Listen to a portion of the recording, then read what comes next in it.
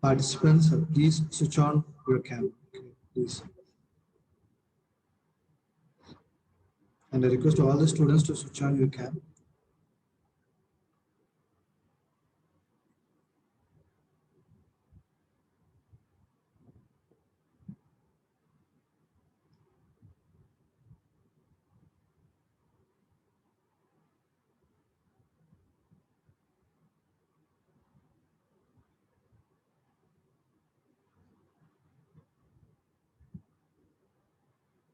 And Professor, from your side, you are going to start the session, right?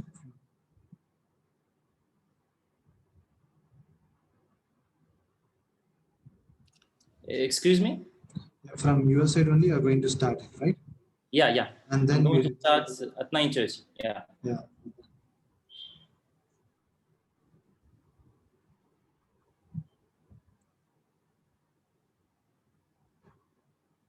So can you tell me again who will be presenting from your residence? From our side, our Chancellor, Vice Chancellor, and Pro Vice Chancellor. Vice Chancellor and Pro Vice Yeah. Chancellor. Okay. From our side, it's gonna be the Vice President who will be here. Fine.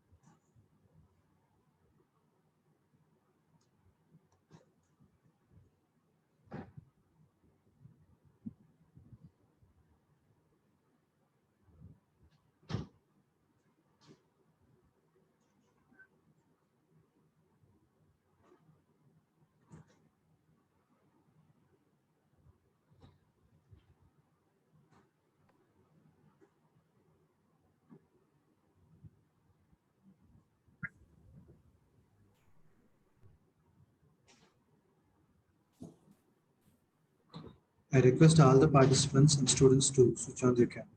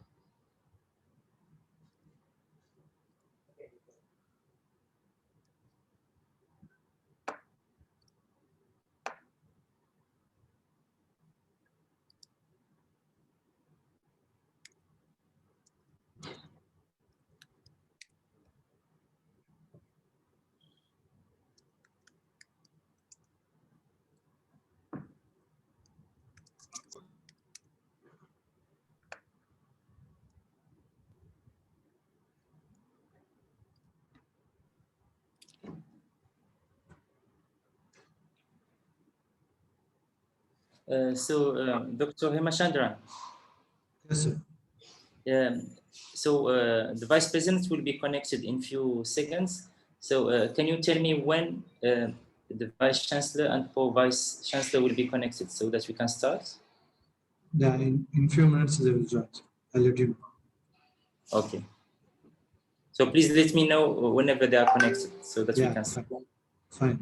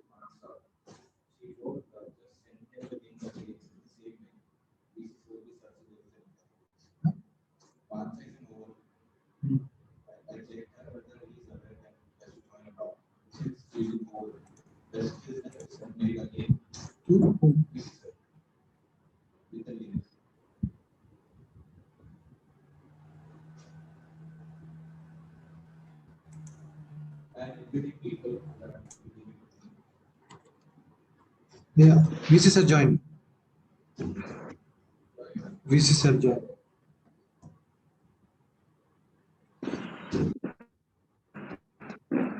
Participants, please switch on your cam. Once again, I'm repeating it.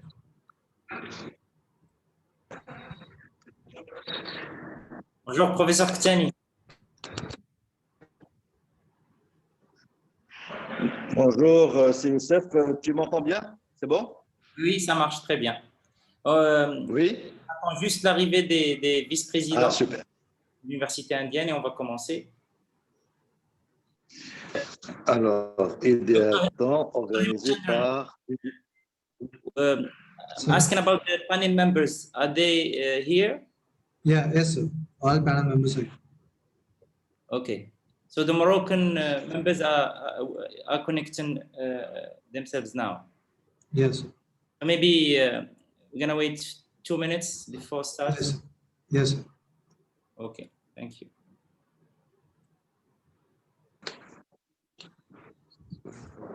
Youssef. Université Business School Woxsen, bien. Woxsen University, yeah. Woxsen. School. Où le doyen, c'est Raoul. Bien. C'est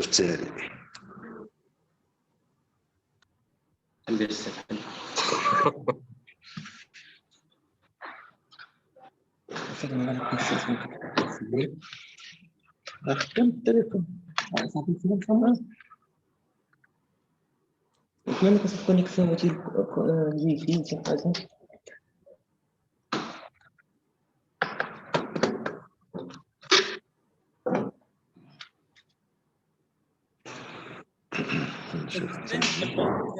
Désactivez le micro.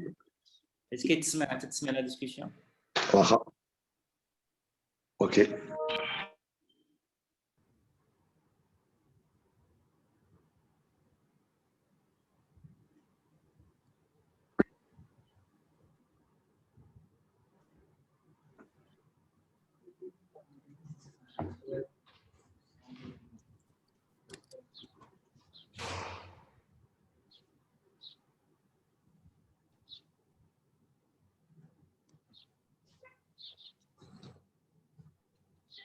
Pardon? Non, non. C'est pas grave. C'est pas grave. عندنا une thèse مع l'informatique.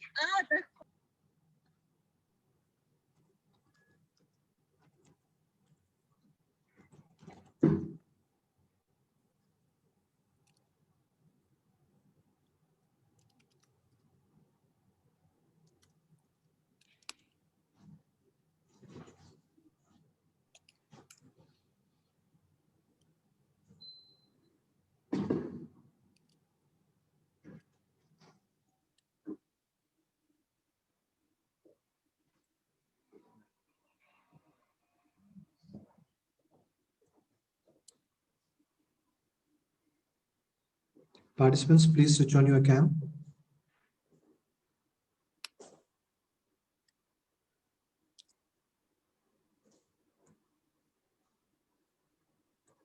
Professor Yusuf, from our side, all the panel members has joined. You can start the session. If you can give me a few seconds, I'm just checking if all the partners are here. Yeah. And also, I'm asking students to turn on their cameras and partners. Okay. If you can give me a few seconds, please. Yeah.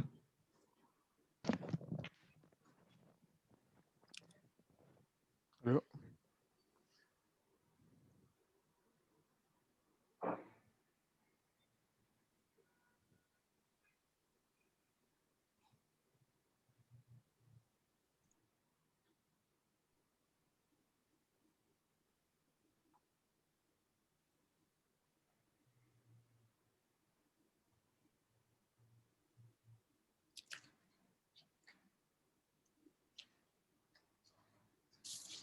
Okay, so Dr. Hemachandran, shall we start? Yeah, yes, sir. You can start.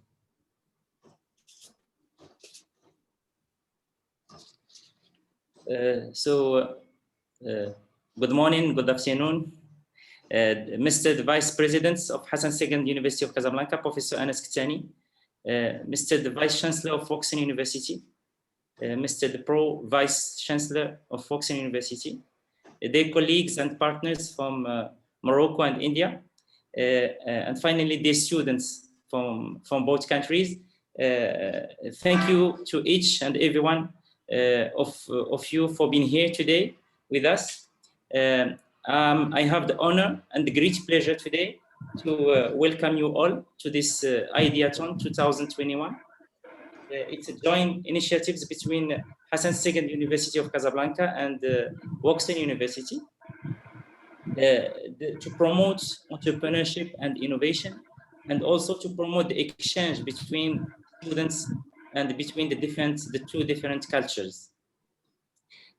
So the agenda is for 2 days. So today we're gonna start by this opening word, and then we're gonna see the pitches from different team members, and by tomorrow we're gonna have the final with judges.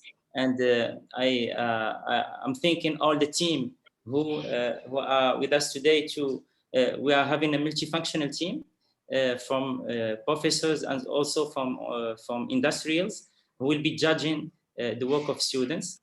And I will say this collaboration starts maybe more than 2 months. It starts with Dr. Raul Rodriguez, who is the Dean of Woxsen University, of Woxsen Business School. So we start trying to build collaboration, and we say that let's start with one, and after that, I will say that for long-term vision, we aim to bridge the gap, to build the bridge between the university between the two countries in terms of technological transfers, in terms of entrepreneurship, and also in terms of scientific research. So this is what we aim in future, and we hope that this event will be a success. So I will invite our vice presidents, Professor Anas Ktani, to say his word in name of the presidency of Hassan II University of Casablanca. I think he will be doing it in French, and I will take a few minutes to translate to the audience. Professor Ktani. Oui, bonjour, professeur Hafedi, Youssef. Vous m'entendez bien, ça va? Oui, c'est très bien. Excellent. Merci. Au nom de notre présidente de l'Université Hassan II de Casablanca, professeur Awatef Hayar, qui malheureusement n'a pas pu être avec nous, elle est en convalescence, mais m'a chargé de transmettre toutes mes félicitations, d'encouragement pour le lancement de cette belle journée IDEATHON avec une collaboration avec l'Université de Woxsen de Business Schools en Inde. Je tiens à remercier Monsieur le doyen Talvi de la faculté des sciences BNMSIC, pour qui l'entrepreneuriat et la thématique lui tient vraiment à cœur. Je remercie le doyen Dr Raoul Rodriguez de l'Université Business Schools Woxsen pour cette belle initiative qui a été appuyée à très haute échelle par l'ambassade d'Inde au Maroc qui, depuis plusieurs mois, professeur Hafedi, ont mis tous les moyens pour pouvoir réussir cette compétition entre les jeunes sur la thématique IT et autres. Je remercie Youssef Hafidi, que je connais bien, c'est un ami et avec qui, il y a une dizaine d'années, nous avons commencé le pôle entrepreneuriat, innovation et insertion au niveau de la faculté de sciences BNMSIC. Il y a une dizaine d'années, nous avons compris que l'entrepreneuriat est une émulation, stimulation des jeunes qui leur donne la possibilité d'exploiter un potentiel caché, qui leur donne un plan de carrière qui est sûr et qui permet de révéler des entrepreneurs et permet également d'améliorer le profil de carrière. Pour dire deux mots, notre université qui est présidée par le professeur Awatef Hayar est venue avec un projet d'université il y a 2 ans où l'entrepreneuriat figure parmi les 5 piliers du projet. Il y a la gouvernance qui est aujourd'hui en avance en mode IT, mode digital, la formation par la recherche, donc ça va de pair, tout ce qui est formation académique et tout ce qui est recherche scientifique, la coopération internationale, c'est le 3e axe, et le 4e axe, c'est l'insertion et l'entrepreneuriat, qui a connu ces 2 dernières années un élan très important. Et le 5e axe, le 5e I du projet de l'université, c'est l'inclusion. Pour revenir à l'entrepreneuriat, aujourd'hui, les 130 000 étudiants de l'université qui viennent de plusieurs spécialités, de la médecine, sciences humaines et lettres, sciences fondamentales, école d'ingénieurs, école d'art, sont sensibilisés via une cité d'innovation et d'entrepreneuriat avec une chaîne de valeur où ils commencent par tout ce qui est soft skills pour travailler le profil, le comportemental. Après, très vite, nous avons mis en place les premiers au Maroc via un programme Erasmus+, le programme Salem. C'est le statut national étudiant entrepreneur qui permet aux jeunes d'être encadrés de l'idée innovante au prototype. Et aujourd'hui, nous avons des success stories qui ont créé leur entreprise en étant étudiants entrepreneurs. Dans la même chaîne de valeur, nous avons Carrière Center, un autre programme américain du programme USAID. C'est pour travailler tout ce qui est employabilité. Notre maillon, c'est la propriété intellectuelle. Nous veillons pour les doctorants de leur apprendre à protéger leur idée de recherche sous forme de brevet et on leur facilite la tâche pour déposer le brevet au niveau de l'office dédié à la propriété intellectuelle. Pour prototyper, nous avons également un Fab Lab qui permet d'imprimer en 3D les prototypes et d'être professionnel devant les concurrents et surtout devant les bailleurs de fonds. Le pôle emploi fait partie de ces maillons, c'est l'agence universitaire de l'ANAPEC. Et le dernier né, c'est l'incubateur. C'est un incubateur qui a été mis en place avec la région du Grand Casablanca Stade, qui permet de faire des spin-offs, c'est-à-dire des entreprises qui vont être siégées au niveau de la cité d'innovation de l'université et de les accompagner entre 6 mois et 1 an pour éviter une césure. Pour tout ce qui est fonds, pour terminer, nous avons le projet YEBDA. Le projet YEBDA, c'est un projet Erasmus+, qui met en relation les porteurs de projets avec les bailleurs de fonds. Quel financement pour quel projet? Aujourd'hui, je sais que vous avez une compétition. Les jeunes sont en attente pour démarrer leur compétition. Au nom de l'université et de notre président, je leur souhaite plein succès et pleine réussite à cette journée, que nous espérons une première et plusieurs autres journées dans les années à venir pour renforcer cette collaboration entre le Maroc et l'Inde que nous sommes fiers d'initier aujourd'hui. Un grand bravo au staff et l'équipe d'organisation, aussi bien au Maroc qu'en Inde, et on reste attentif pour voir quels sont les projets qui vont gagner suite à cette journée. Merci Monsieur Raoul Rodriguez, merci au staff organisation, CESEP, à vous la parole. Merci. Merci énormément, Monsieur le Vice-président chargé de l'entrepreneuriat et de l'innovation, Monsieur Professeur Anas Ktani. So I will try to translate quickly. So in name of our president, Professor Awatif Hayar, who was sick for the last 2 days, and she's recovering today and yesterday. So we would like to thank especially our Faculty of Science Dean, Professor Mohammed Talbi, for all the work he's doing in terms of entrepreneurship. I would like also to thank Professor Dr.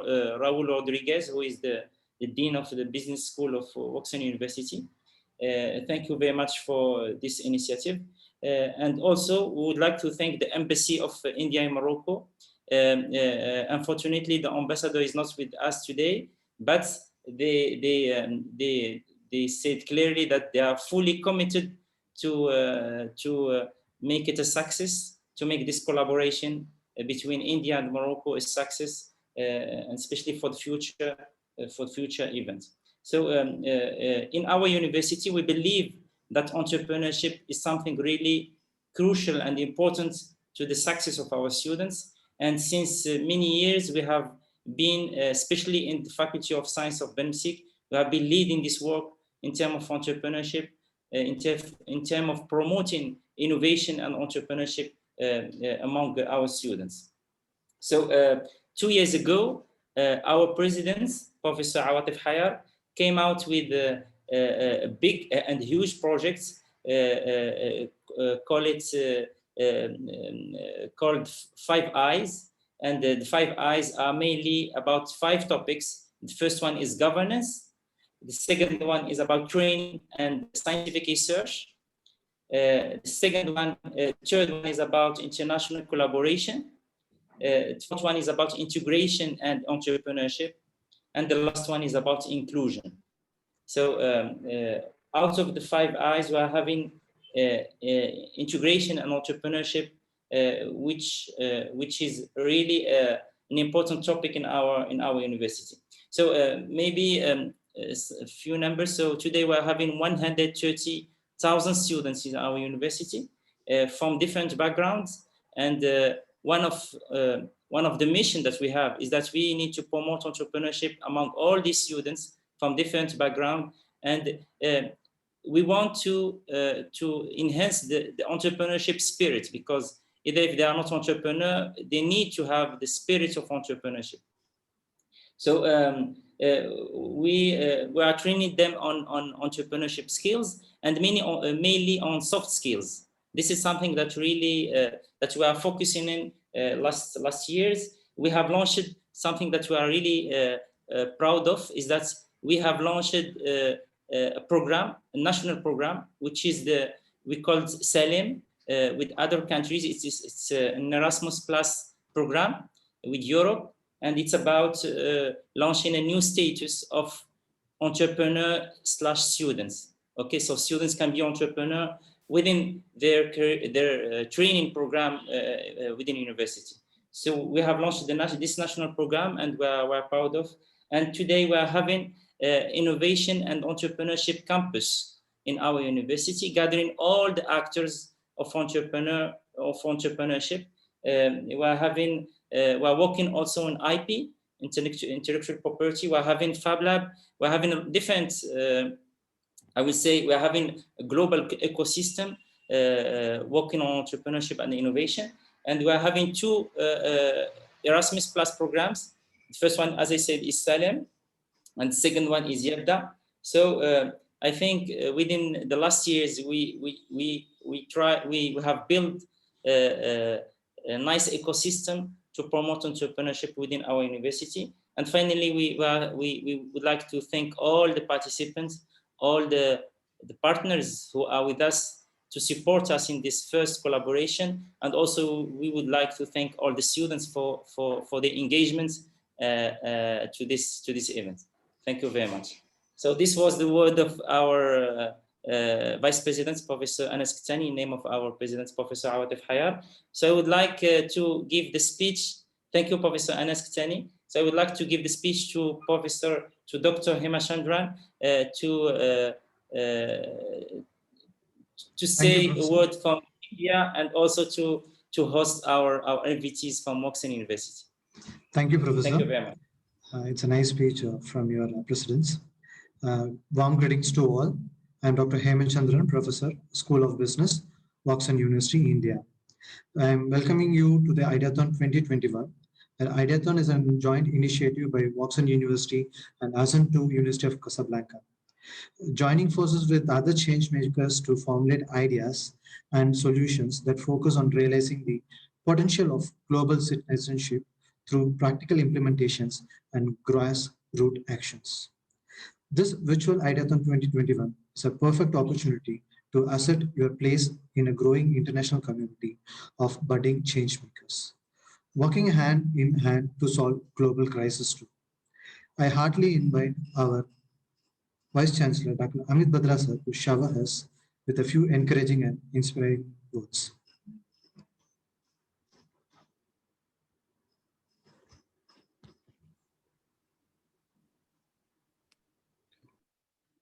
Thank you, Dr. Hemachandran. At the outset, let me congratulate the School of Business, Woxsen University, and Hassan University, Casablanca, Morocco, for having initiated this very, very interesting project, a joint collaboration not only between the two universities, but between two countries, India and Morocco. It's a very, very laudable initiative. And I'm very happy to see that there's a very good participation from students and faculty. So at the outset, let me welcome all the panelists to this program. And what I can see is that the innovations that have been suggested are in various domains. The domains that I can see are artificial intelligence, Internet of Things. I can see Industry 4.0, renewable energy, the use of drones, and so on. So these are very, very cutting edge fields of human endeavor. And I'm sure innovations in these fields will go a long way in improving the quality of life of people everywhere in the world. And it's very heartening to see that we have 14 projects, 6 of the projects coming from Morocco University and from Hassan University, Morocco, and 8 projects coming from Woxsen University. Many of these are by students, and this is really good to know that students have taken this initiative and come up with really creditable schemes and creditable projects which are highly innovative and which can make a big difference. So there's no question in my mind that such programs can add a tremendous amount of value, not only to what they can do for people, but also to establish better learnings and capabilities among students. I would just like to mention 2 things which come to my mind, which I think are noteworthy. So as we all know, since we are part of an academic institution, I like to see things in the perspective of academics. the role of academics is, as you all know, creation of new knowledge, and dissemination of knowledge, and application of knowledge. So, like in many fields of academics, in this field too, what I've seen is that creation of new knowledge has been of a very high order. Not just now, but over the last maybe 30 years, there has been new knowledge created, whether it's in the field of AI or in the field of IoT or renewable energy. Industry 4.0 is relatively recent, maybe 10 years old, but there's been a lot of creation of knowledge. And the technical knowledge is also getting disseminated very well to students, so I don't see any issue over there. So the point that, I think is of concern is that in spite of so much of creation of knowledge in cutting edge areas, areas which have vast potential to do great things for people in general, for society and for mankind, the actual diffusion of this innovation is remarkably low in relation to its true potential. So if you see how many business organizations or how many organizations in government have fully utilized the potential of maybe artificial intelligence or IoT, the percentage would probably stand at less than 5%. If you talk about Industry 4.0, it is a great idea which originated in Germany. And it's basically about smart machines and smart ways of manufacturing. What is the diffusion of that technology in industry, which is supposed to be a great crucible of learning and implementation of new thoughts? The answer is very, very little. So the diffusion of this innovation, these powerful ideas, this huge potential is very, very insignificant, which is actually what is worrying. When it comes to renewable sources of energy, worldwide, the renewable sources of energy contribute to probably less than 10% of the total energy generation. So why is this happening? Probably this concern can be addressed by us in academics. Where we probably need to do more is as far as teaching people the technology aspects is concerned, I think we are doing a very good job. Where probably we need to do more is to give students a sense of what can be done with these technologies. Now, if you ask anybody what AI can do, what IoT can do, what Industry 4.0 can do, I'm sure a lot of people will have a lot to say. So they know a lot about it. But if I ask the same question to a person as to what do you think, where do you think you can apply artificial intelligence in the context of a specific company, a specific organization? How can you make it work? How can you really make it valuable to their operations? That's where we are going to stumble. So we don't know. We know what AI can do in general, but what can AI do in this particular organization? Well, we don't know. So we have no idea how it would work in a specific context. So in a generalized way, we are aware, but in a specific way, we are not able to pinpoint, we are not able to say in specific terms what will work. And that is where the problem lies. That's where the diffusion does not take place. So therefore, when we started this program, AI and for business school, many people asked, well, it's purely a technological domain. Why do we have to put it in a business school? The reason why we need to put it in the business school is that probably we hope that the MBA student will be the bridge between industry and the technology. The MBA student would understand the context in which the technology is going to be used, and they would also be aware of the technology. So if you have a pure industry and if you have pure technology, the two do not merge.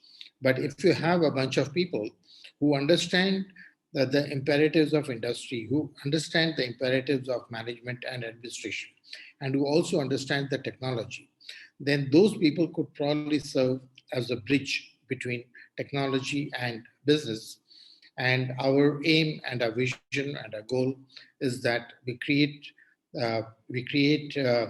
professionals who would bridge that gap, who would understand the technology and who would be able to answer the question as to what this technology is going to do for this specific organization and for this industry. So I hope our MBA students would be able to acquire those skills, those abilities, to be able to apply those technologies in specific contexts successfully. So that is the first point I want to make. The second point that I want to make is that what are the commercials involved? So sometimes we lose sight, technologists lose sight of the fact that this technology may cost a lot of money, and whether it is going to be really worthwhile for industry to basically absorb it or use it. So what probably we need to learn is that these are the technologies, this is where it can be applied. And this is what we are talking about in terms of the capital cost of the equipment involved, or the cost of the training, cost of the manpower. So we need to understand what the cost aspects are and how these are going to pay back. So you can't just say, oh, it's going to cost so many $1 million. But what is the payback? How will industry gain from it commercially?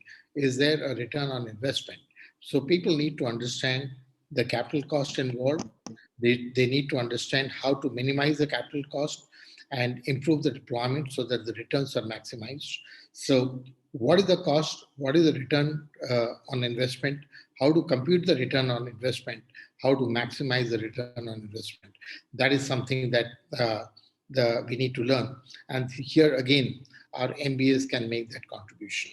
So 2 points, we have great knowledge, creation of knowledge is going on very well.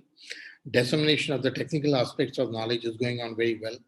Where we need to improve is understanding the application part of the knowledge.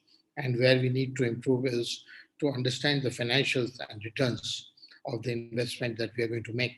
So if we are able to bridge these two gaps, I think all the innovations, all the technologies that we are talking about is going to be really, really beneficial for industry, for society, for mankind, and also for the people who learn those technologies, who do those programs, who do those courses, and who build a career in those areas. It will be beneficial for all of us. So these are the 2 limited points I wanted to make in this forum. And with that, I think I want to conclude. Thank you very much again, all the participants, all the organizers, and over to you, Dr. Hemchandra.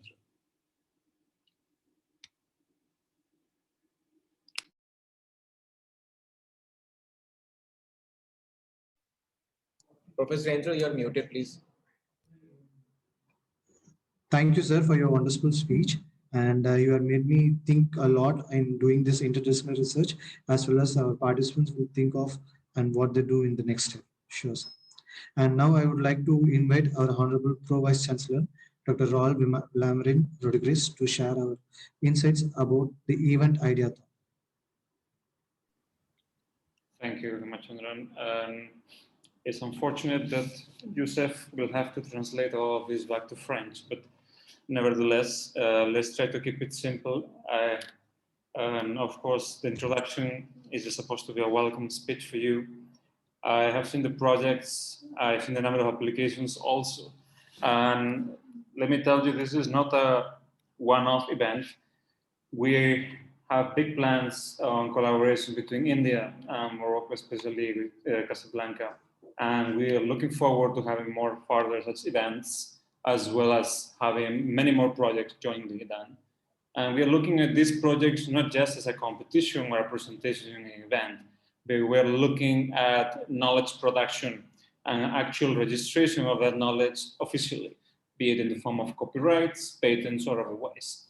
So we are looking at improving the students' capabilities, making sure the projects reach somewhere, and of course, promoting entrepreneurship, which, as Youssef mentioned earlier, is one of the key purposes at the university. It likewise, in our case, entrepreneurship is critical. and we aim promoting, developing, and ensuring that the students become entrepreneurs, or at least develop that entrepreneurship feeling. And conducting such projects is one of the areas that will really improve this. If you look at the list of projects, or at least the topics on the area of expertise of the projects, as the Vice Chancellor mentioned earlier, you have renewable energies, IoT, drones, AI, all the standard latest technologies. Something that maybe governments, especially the government of Germany, Norway, Denmark, are thinking about, and it will be very interesting to see that happening in countries like Morocco and India, is to do a combination of all. For example, if you have renewable energies and applications, algorithmic applications of AI along with drones, which ultimately is robotics, you can really develop a large and vast country like India and the land, agricultural land that they have.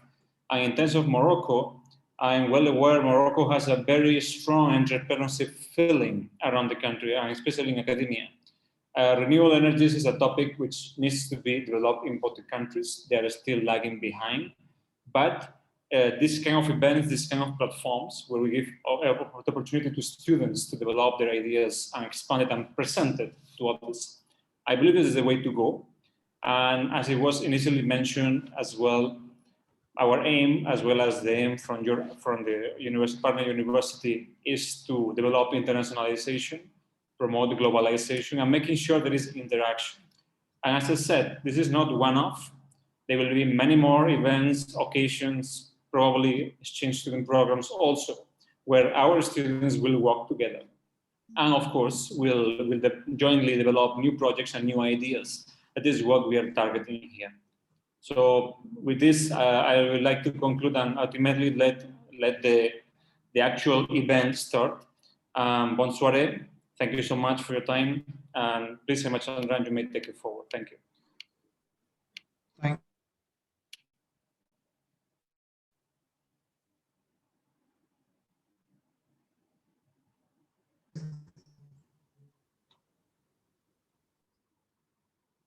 Thank you, sir. And, over to Yusuf, sir.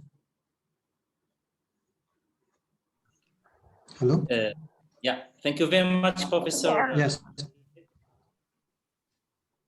For this word, and also thank you, Mr. Vice Chancellor, for your word. So Mr. Dr. Hemana, would you please give a few small presentation about how many teams we have, who they are, how many projects?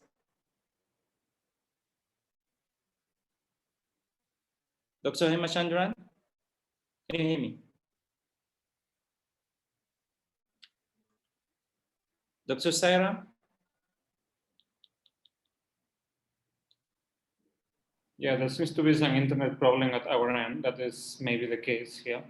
It's just all right, not a problem. This happens in online events. I can brief you myself on the projects. Just give me a sec, so I can share my screen. Yeah. Hold on. Yeah. Yeah, few numbers. We are having in total so 15 teams. Can you hear me? Yes, you're audible. Yeah, having 15 teams from both Morocco and India, so 7 plus 8, 7 from Morocco and 8 from India. As you have said, we decide to focus on 7 panels, starting from AI, artificial intelligence, renewable energies, IoTs and drones, data analytics, digital marketing, business intelligence, and industry 4.0. So each team, most of them are formed by 4 members, but some of them are individual. We wanted to keep them, to have this freedom to participate even if you are alone. And yeah, so Dr. Hemachandran, if you can share the file. So these are the panel members of each track, and 1 panel from Morocco and 1 panel from members from India. Then participants and timing will be today is a preliminary session.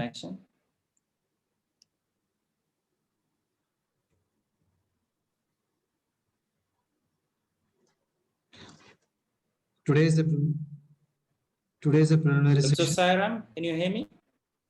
Yes, yes. Yeah. So if you could, okay. Yeah. Professor please. Yusuf, can you hear me? Yes, yes, Professor. So today is a preliminary round where we have a total around 14 teams are there, and each team will be given a 5 minutes pitch, so that they need to give a presentation on this content, where the first is introduction, problem statement, solution, market, team, and call to action.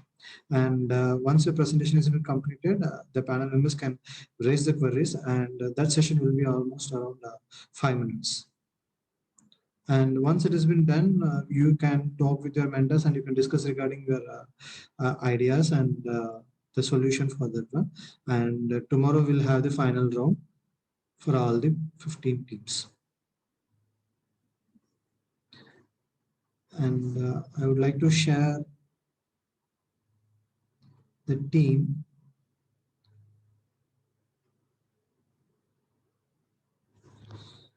So these are the teams, where the team 1 is from the domain is renewable energy and is from Hassan II University. Where, the name of the innovator is Firdaus Mizarli. And team 2, Prashab Shah Bhimireddy from Woxsen University. Team 3, Chadal Yasin from Hassan University. Team 4, Sri Kumar from Woxsen School of Technology. Team 5, Belmuzika Vijay from from Hassan University. Then Lalita Aditya Patel from Woxsen University. Then team 7, Hajar Nabil from Hassan University. Then team 8, Diksha Rathod from Woxsen University. Team 9, Maran Nagyu from Hassan II University. Team 10, Abhinav Reddy from Woxsen University. Team 11, Praveen Kumar from Woxsen University. Team 12, Likith Reddy from Woxsen University. Team 13, Akash Gurala from Woxsen University. And team 14 will be Akub Azadi from Ben Music Faculty of Sciences.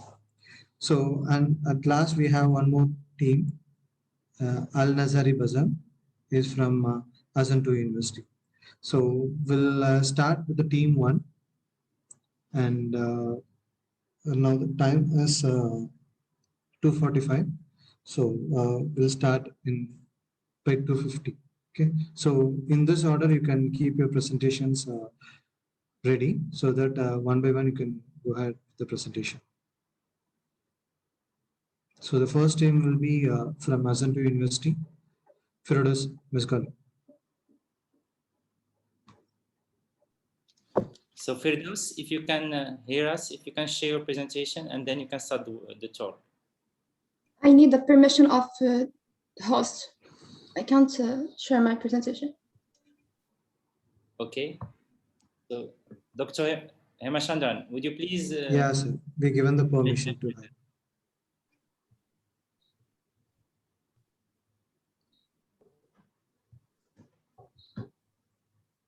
Do you arrive to see the presentation? Yes. If you can put it in diaporama. Perfect. So Dr. Hemachandran, would you please, so you're gonna take time? No, sir, it's visible. We can start if you want. We can start the session. Yeah. Okay. So who will be handling time? Dr. Sarah? Yeah, we can remind the participant in the middle, not to worry on that. Okay. Thank you very much. Okay. So Firdaus, you can start. Okay. Hello, ladies and gentlemen, and welcome to our presentation, which will be about an innovative product. So we are a company called IDEATHON, specialized on producing a smart solar panel. So our team includes 5 persons. Sabar Yassin, Ania Zuhair, Ibtisam Alwardi, Firdaus, and me, Firdaus Mizgili. Since the beginning of creating and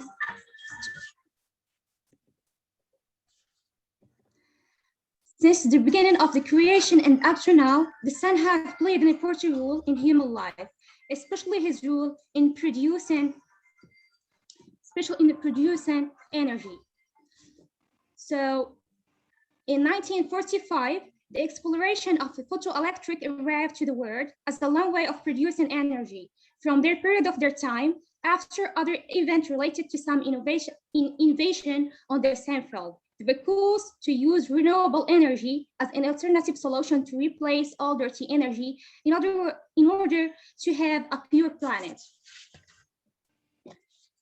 So, as one type of renewable energy that we will talk about today is the production of energy by solar panels. As you can know, solar panels is a panel based on a specific technology in order to capture the solar radiance and convert them to electrical energy. But have you asked yourself how energy we can get by using that? During the day, the direction of sun differ because it travels through 206 degrees east to west. So sometimes the radiance can reach our panel, but others time not. So how we can maximize our production and benefit more and more from this reserve. So the main problem is the no sufficient of quality of energy produced by the panel, or with other words, the solar panel can't produce enough energy due to position comparing to the movement of the sun. This amount of energy related influenced by the angle of incidence of incoming light. So to solve this problem, and we can, as we are an innovative company, of course, we sure about a clever and a smarter idea. We thought to use a device like tracker to control the movement of the panel automatically according to the direction of the variant solar. To explain more the solution, our panel equipped by a tracker controlled its movement and equipped by wipers to clear the surface of the panel. And by using a mobile phone application, we can supervise in real time by having some statistics about the elevation and the level of energy. Besides, we can notice previously the status of the panel in case it had a problem, so we can intervene immediately. So to resume what I'm talking about, our products add many unique selling propositions, which are: we will increase the production, we will exploit the solar energy more and more, and by using wipers, we can clear the panel from waters and dust by one click on the application. And not forget, the mobile application can help to supervise the panel in real time. Concerning our statute of commercialization, in January, the idea is taken on our mind. On February, we start and research about it. After that, we start to prepare our prototype, and then we arrive to launch our business. So we are in the implementation stage. So if you like to buy a smart solar panel, IDEATHON is your choice. Take your decision. And thank you so much for your attention. Thank you. I leave the panel to have any questions to be asked, please.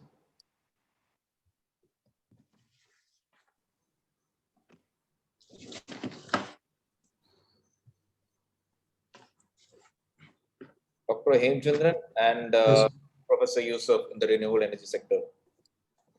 So we let Professor Hemchandran start. Yes, sir. Yes, Professor. So, Firdaus, can you tell me, suppose if the climatic condition is worst, then in that time, how the solar panel will track the sunlight? Please, can you repeat the question? I can't hear you. If the climatic condition is worst, in that case, how the solar panel will track the sunlight? Okay. So as I'm already say that our innovative products will include wipers that can clear the surface of the panel. So if the surface of panel will have some waters, rain waters, or have a dust, these wipers can clean the surface and we can manipulate all that by mobile phone application. No, I understood that is to clean the panel, but I am asking about if the clouds are more and it's totally the sun has been covered, then there is no sun rays over there. Then how it will be tracked? Of course, if we don't have a sun, we can't produce energy by panel solar. So it doesn't work. Fine.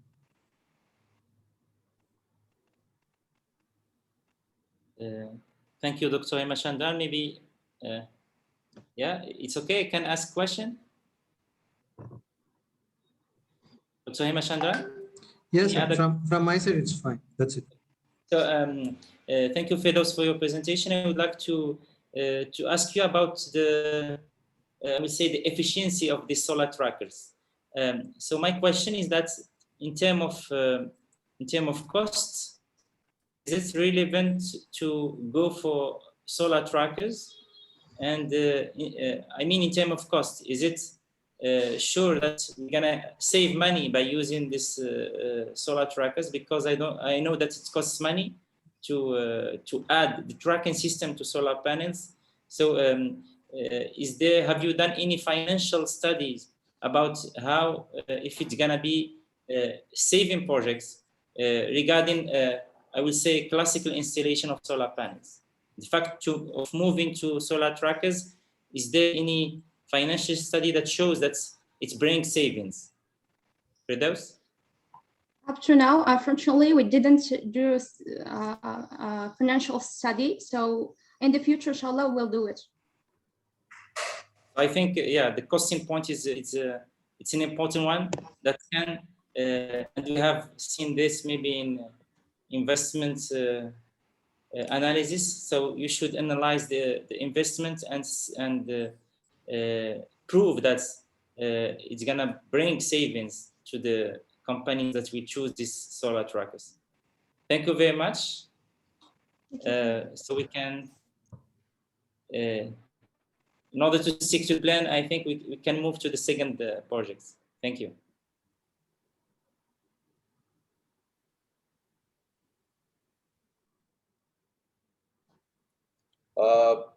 Praharsha from Woxsen University, please start your presentation.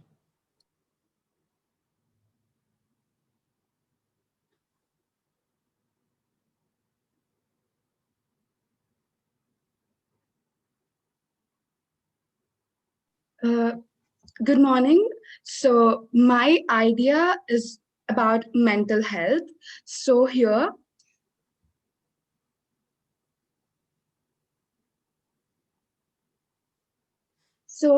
as we know, many people around us face problems like anxiety, stress, depression, panic attacks. So we don't know.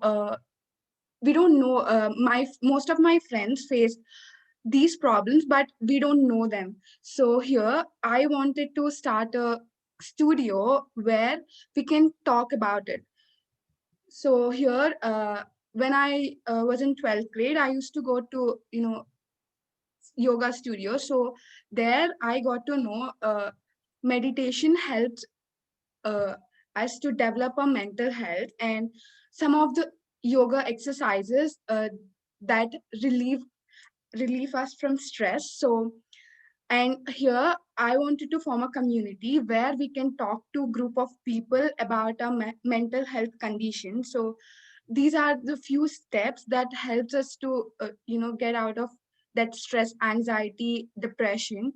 So everybody do not need to visit a counselor. So here we can go with these few simple steps.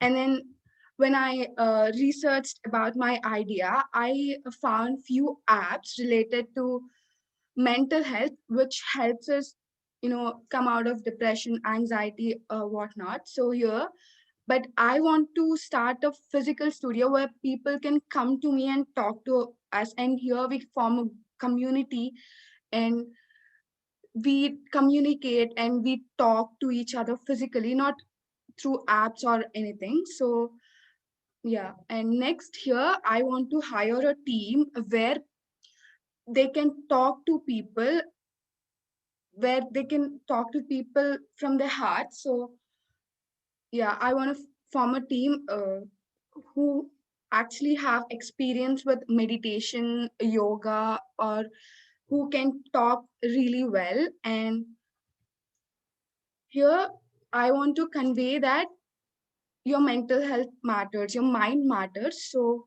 if you come to us, we will definitely help you to come out of stress or depression. You don't need to go to any people that, and people criticizes you when you talk about your problems, but here you can do that. You can talk to us. Thank you. Thank you, Praharsha. Requesting Professor Ben Lermer and Dr. Rajesh to ask the questions. Professor Belahmar, Professor Habib.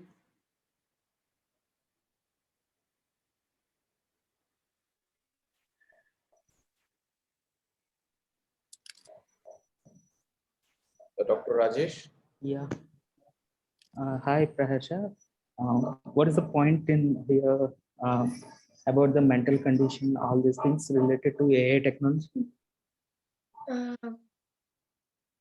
Sir, here we use the tech because, when we can do anything with, AI is our future. So here I want to use the technology also, like, we can include games,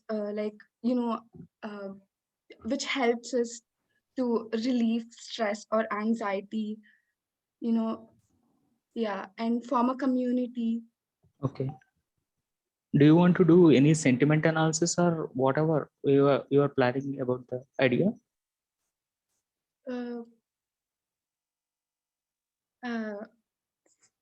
Can you repeat the questions? Do you want to do any kind of prediction or what you are actually planning with the stress and anxiety related things? Yes, sir. I want to, when people come to me, they just come, like, they don't know what, actually nobody know what is mental health. So I want to educate people using AI. Okay. We'll move to the next presentation from Morocco. Mr. Chadel Yassini. Ms. Chadel Yassini. Sorry if I'm wrong. Mr. Sairam, would you please let Professor Belahmar ask a question? Oh, he's there. Sorry. Yes. Professor Habib, please. Professor Belahmar, can you hear us? I don't know if he's listening to us. Try to unmute the microphone, maybe. Okay, is anyone from the Morocco team want to ask questions? Maybe Professor Razwani or Mr. Jamal Daho? Thank you, Mr. Hafidi. I just Yeah, want Professor to ask, Razwani. I just want to ask which algorithm you will use to develop your solution, and what is your unique value if like in your competitor? Did you see like your competitors what they use, and what is your unique value? This is two questions. What is unique value, and which kind of algorithm you will use to develop your solution? Thank you.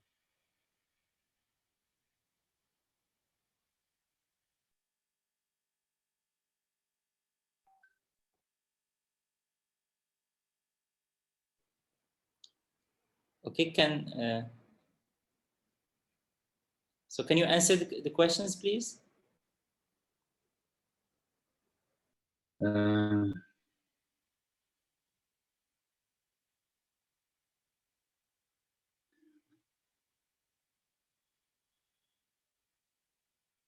Dr. Sairam, do we Um, participants to answer the questions, the two questions?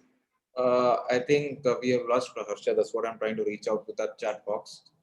I'm here, sir. I have connectivity issues. Praharsha, the question is, what type of algorithms are you trying to use for your use case?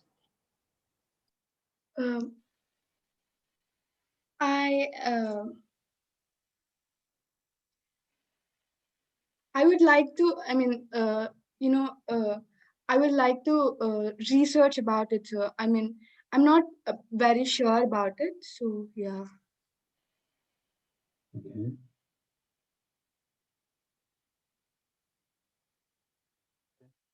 And what is your unique value? Like, what is it difference you from the competitors? Sir, your voice is very low. Professor Habib, can you be a little louder? Professor Azwani was asking about the unique value proposition of this project. Does mean what's this difference you from your competitors? Sir, my competitor, when I researched about my idea, I didn't find any people, any studios, physical studios. So here, all I saw is apps. So it is unique. Competition does not have any physical contact. So, but I do. Here, people come to us and people talk to us face to face, and Okay, thank you. Okay. Thanks.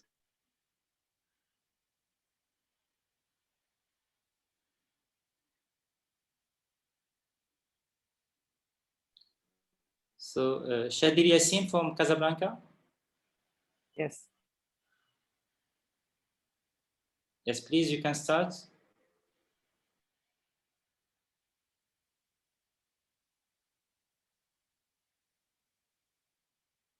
Can you see the share of my screen? Yes. Yes, we can. Thank you. You can put it in diaporama format. Yassin? Yes. Okay, perfect. You can start.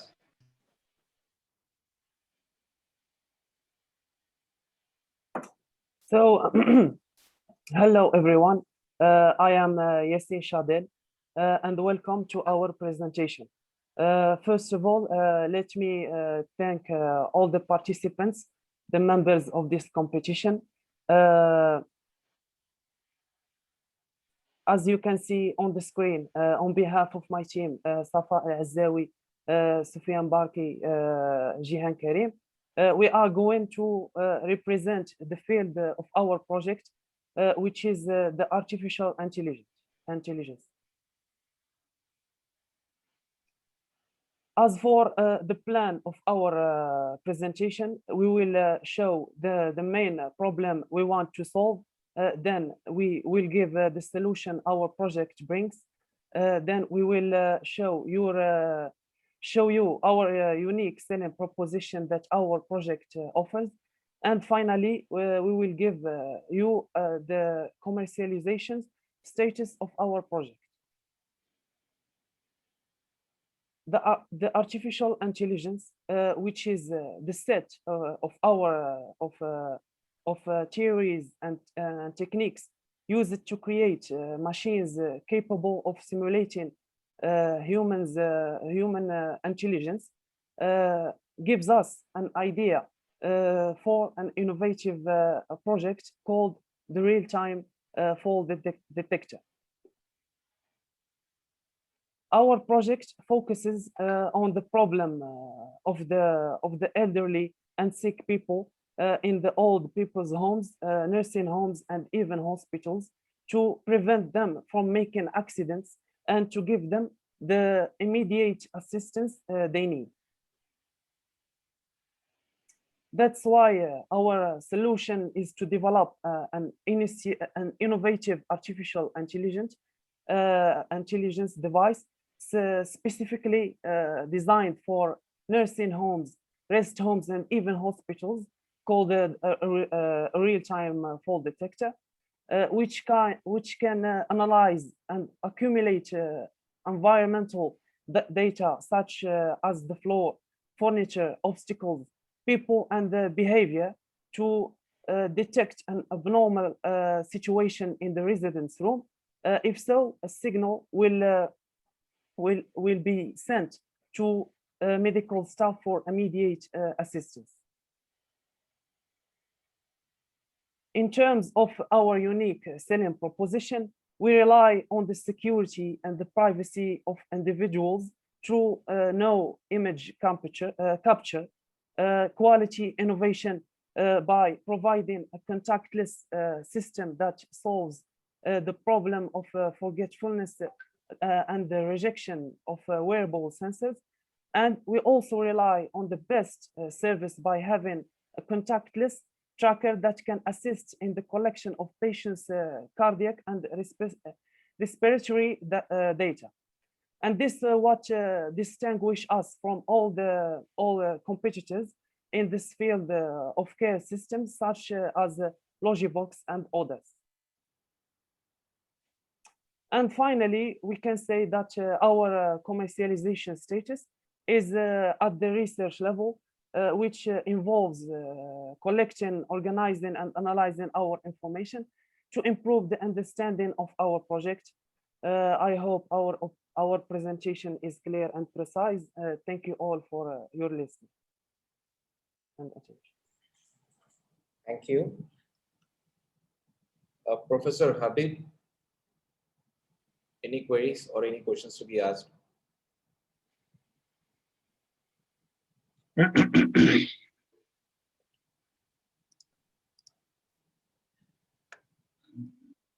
I have a question, if I could.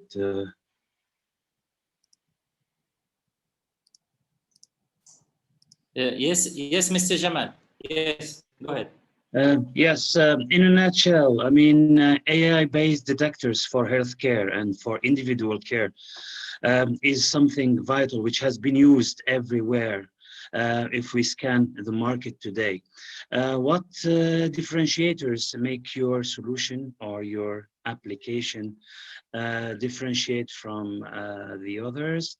And what target groups do you have with this application? If we take it so. So we already say that what will make us unique from the others competitors, that we have a security and the privacy system, quality and innovation, and the best service.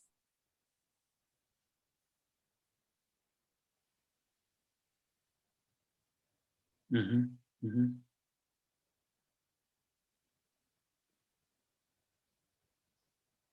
And do you have as a last question, do you have an idea of what kind of prototype or device do you mean to yes. So the idea is that we should have a sensor, 3D sensor that is reliable on a computer that uses the principle of intelligence artificial. And this computer make all the work of analyzing the data and accumulate and all the stuff that make you know the accident when it happens.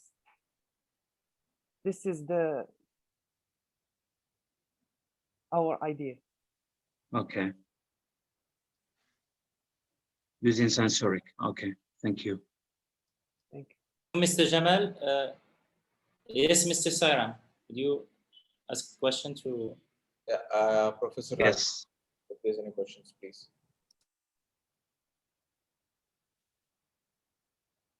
Hi.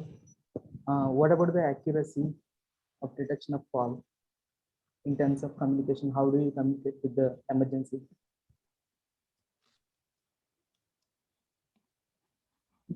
I can't hear anything. What is the in terms of accuracy? How do you communicate? If the fall happens, how do you communicate with the emergency conditions, with the hospital or emergency situation? By a sensor, by a notification that shows up on the hand of the nurse. Nurse. Yes, the nurse and the people who is concerned to That help. means another person should interfere in the situation, right? What? That means another person should be there. Yes, this is how I understand it, yes.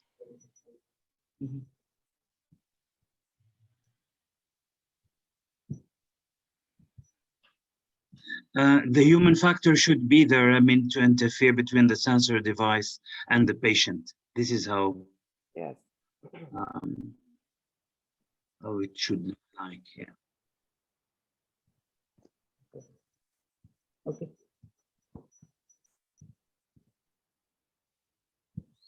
Okay, that's all from my side. Sairam, sir. Thank you. Thank you, Dr. Ajesh. So, would you please move to the next one? I have a question, please. Mr. Zwani, maybe we keep it for next project. We go one question, one. We move to the next team, Dr. Sairam. Yeah, the next team is MarkTech algorithm from Woxsen University.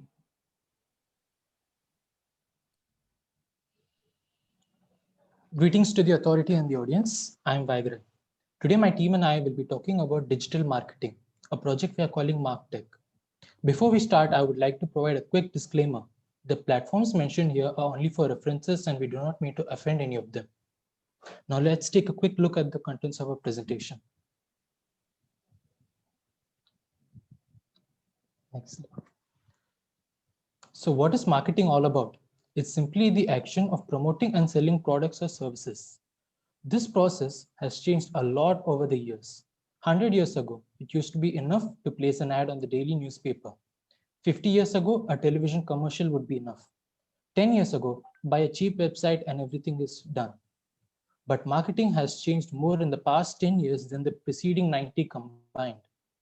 It has launched us out of the age of TV spots and print ads into the age of virtual reality, mobile applications, and social media. This, my friends, is the digital era of marketing. Digital marketing is also known as online marketing and is the use of internet, mobile devices, social media, and other channels to reach consumers. One of the fundamental marketing and advertising strategy is be where your target audience is. And today, your target audience is online. Now I'd like to invite my friend Sabahat to take over. Thank you, Agrai. Greetings, everyone. I'm Sabahat Sheikh. 90% of the people go online to find products and services. It's hard to find something that won't sell online, but digital marketing is much more complicated.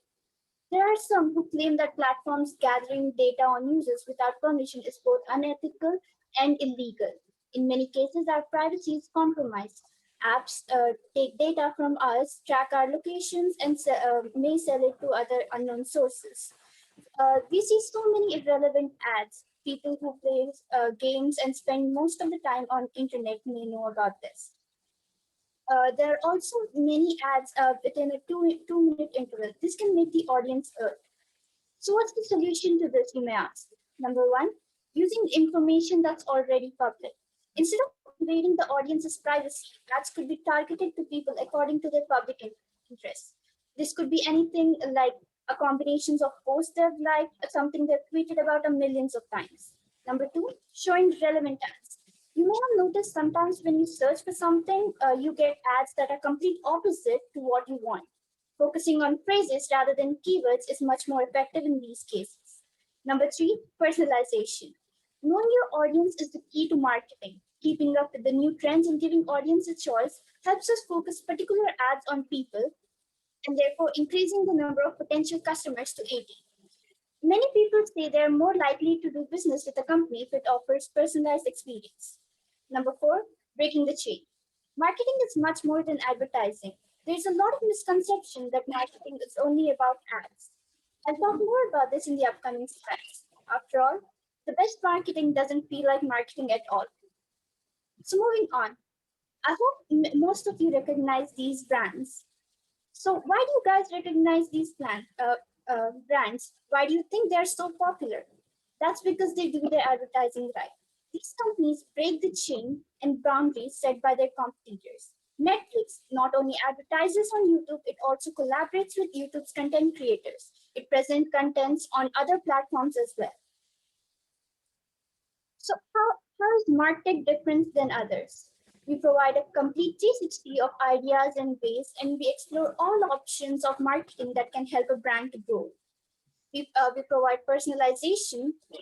When we personalize something, we are helping the audience to have a richer experience with content and information, while they're selecting what kind of content they might interact with in the future too.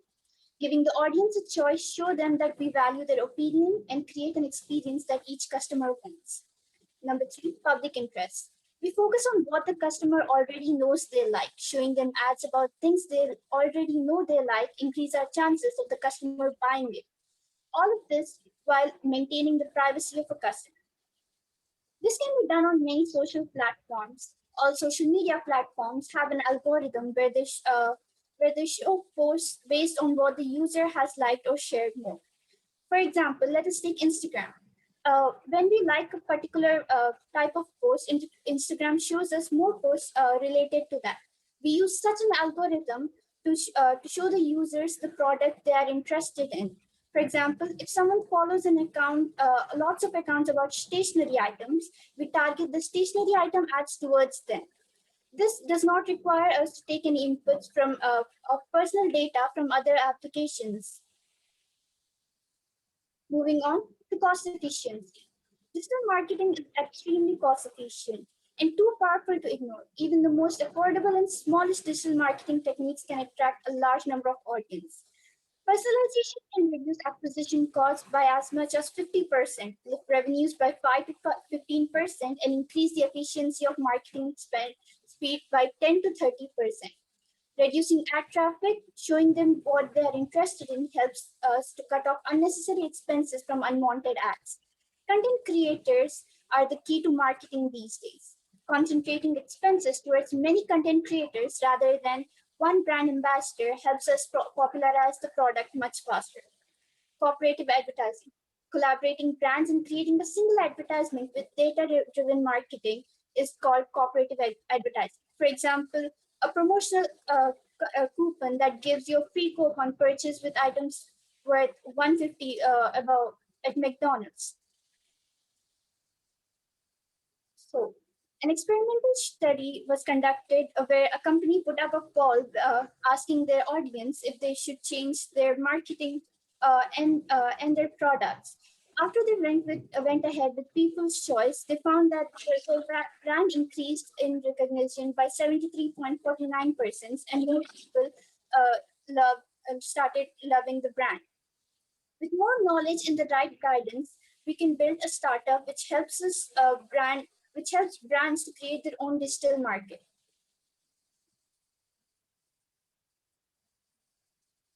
This presentation was done by Shri Kumar, myself, Sabahat Sheikh, Vaigarai, Aparna, and Bharat. I thank you all for this opportunity to share our ideas. Thank you. Thank you. Thank you. Thank you very much. I would like to give the speech to Madam Maha.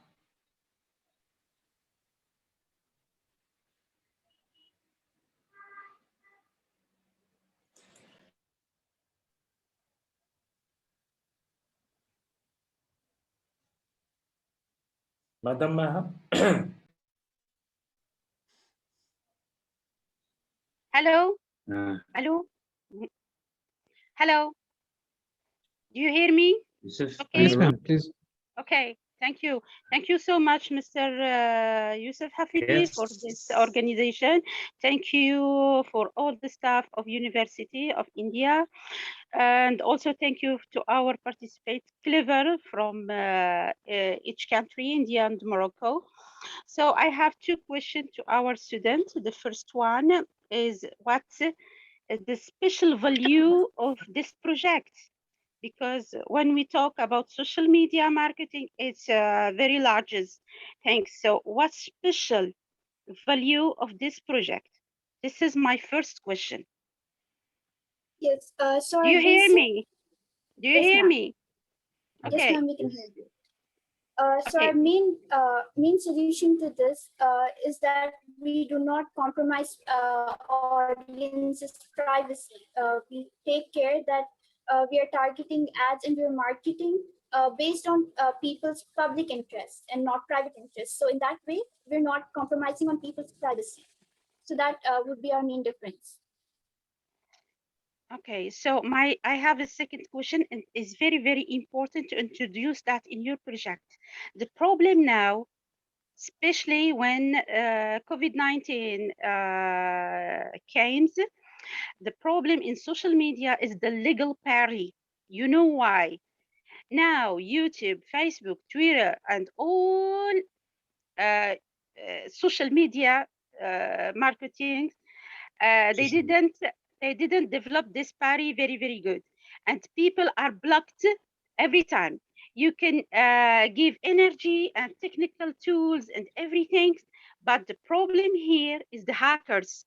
The problem here is the person are blocked by Facebook, by Twitter, for any reasons, and they don't know why they are blocked. You know why? And the legal classification is very dangerous. The problem now is not the technical problem in marketing digital. The problem is the legal party in social media marketing. How to protect people who use this party, how to protect our product that will sales by using social media marketing, etc. Is that the big hole in this kind of project? You can work, you can give the invention, technical invention, what you want. And after that, robots will talk to you. Please, you are blocked. You can't use YouTube. You can't use Facebook. And now the big hole is how to protect our energy, how to protect our business plan to use social media marketing by using a business law party. You know what I mean? It's very important. That is my only point that I suggest to develop and to include to your product. Okay, thank you. All right. So, Shabat, overall, it was a very good presentation. I had a couple of questions related to this. One is, as social media marketing or digital marketing in general is progressing, we are facing newer issues that were kind of already there in other platforms. For example, brand rivalry. We all have seen how, Coke and Pepsi, they fight, tooth and nails with their advertisements on television commercials or any other platform. Now with social media, the fight is more, intensified. Why? Because earlier we used to see an advertisement on television, we used to discuss among our family members and we used to forget about it. Now that is spreading, across millions of users. So the narrative that are being created with some advertisements these days are, very difficult for the brands to maintain. I'll give you an example. My colleagues colleagues from Morocco may not be familiar with this example. So there was a recent case called Honeygate, and one particular brand, which is a huge conglomerate of business in India, they were launching a new product, honey. Now, what they did was they collected samples. Yeah. So they collected samples from other brands that are available in the market. They sent that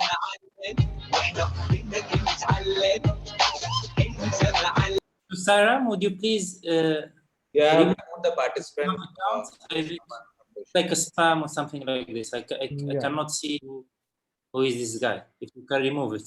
Yeah, I've removed it.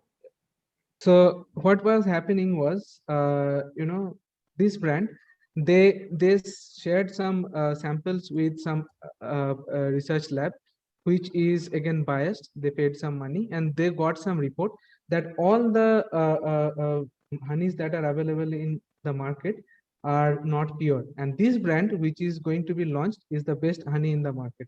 Entire social media was flooded with this message, and there are very established, well-respected brands.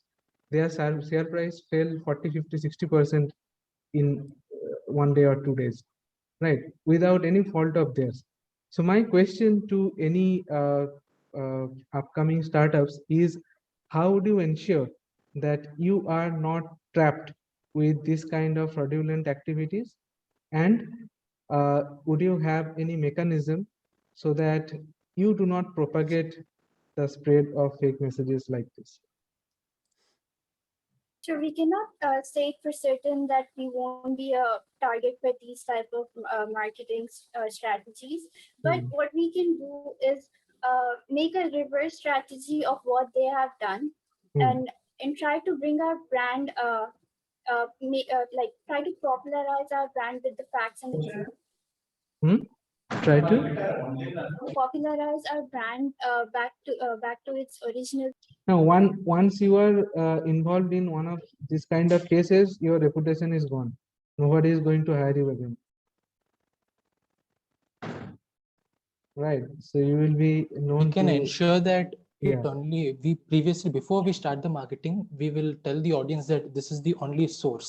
There's an official page, and from this is what we come.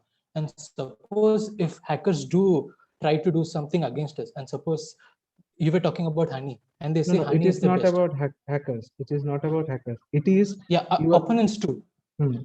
The people who do not want this company to succeed. So what we can do is we can use it to our advantage. Suppose if they say your company is the best and they spam it, we can use that info and create an advertisement of our own in a much more positive way, in which will not irritate the audience. Okay. And you don't have any internal check system, internal checks and balances to prevent this kind of system that will cause harm to the brand image of your brand as well as your client's brand? Yes, sir. The official source, of course, we'll be using that. Will be there with firewalls and whatever we can do to prevent this kind of activities. Suppose if that does happen, we have to be ready with a plan B, and that is to use whatever. No, you are not getting my point. With firewall and all other prevention systems, you can stop the hackers. But this is organic way of spreading lies.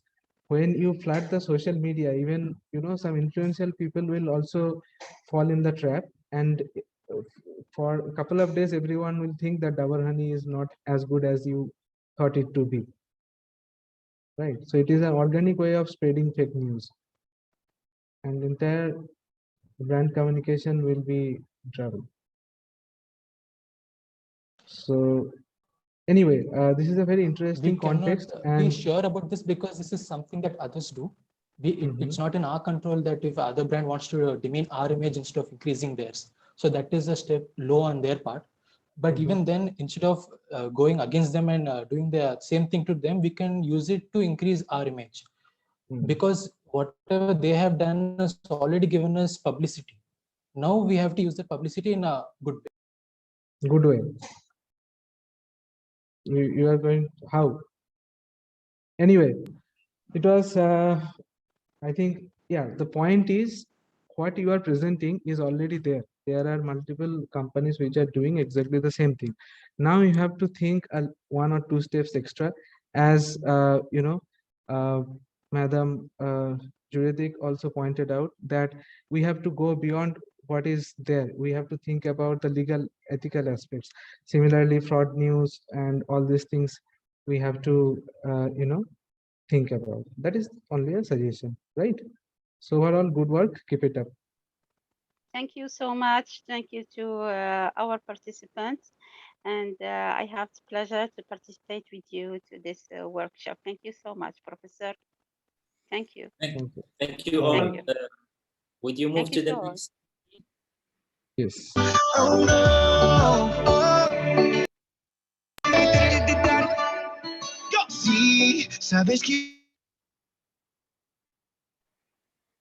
I think someone is trying to hack our competition. Yeah, maybe. Yeah. Someone having fun on our behalf. Thank Okay, we're gonna be vigilant. So Sarah. Okay, so let's move to the next team. So, okay, Wijdan. It will be about Industry 4.0. Wijdan?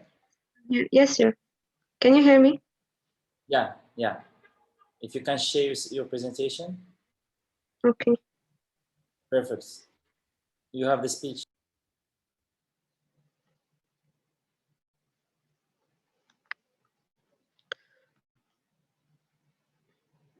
So hello everyone, we are a team of 5 persons from the master's degree in engineering and management of technological innovation, me بالمرزوقية وجدان, with Hibat Ahmed Kharshafi, Nuhar Zok, and Khadija Genziz. Today we are delighted to present our project called Rossiplast.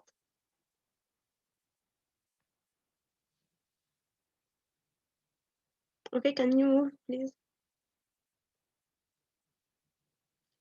So, the problem statement.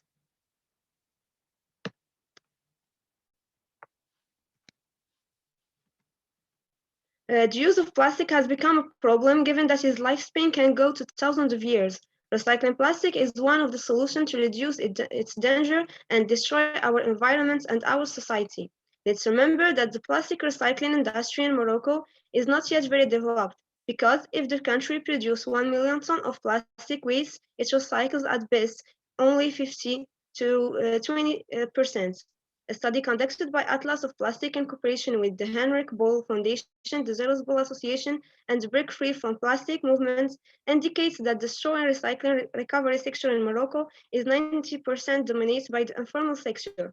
However, it has a small number of formal players, 10 companies listed in 2015. The study shows that the rate of recycled plastic in Morocco is still low. These companies buy plastic waste from other industries to recycle it, while the plastic waste thrown away by the population is informal sector, like pickers, that deal with it. Let's move to the solution statement and USP. The project highlights these people, called rock pickers. It makes them leave the term informal sector. This project will solve an important social problem in Morocco and, of course, environmental. In addition, the crushers that are already in action are all conventional. They are fed by workers or have conveyors. So our project consists to realization of crusher with an automatic handling system that will be fed in an automatic and fast way to make the task of the people who do the collection more easier and to place the usable plastic waste in the plastic industry.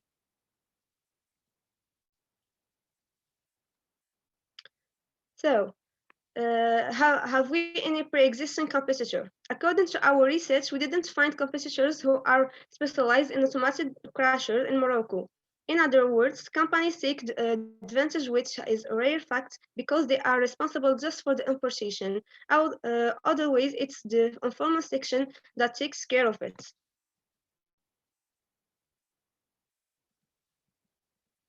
So, for the progress of our projects, we have moved from the ideation phase to the prototyping phase. We got in touch with people who buy plastic waste from rack pickers and resell it into small recycling companies without sharing, as well as we start to build the design of our crusher.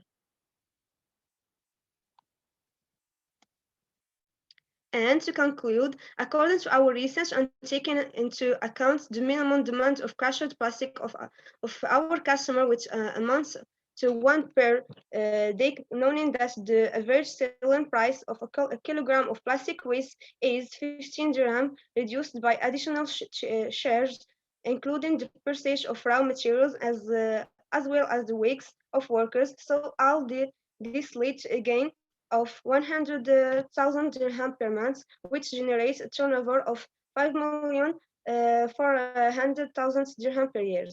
Thank you.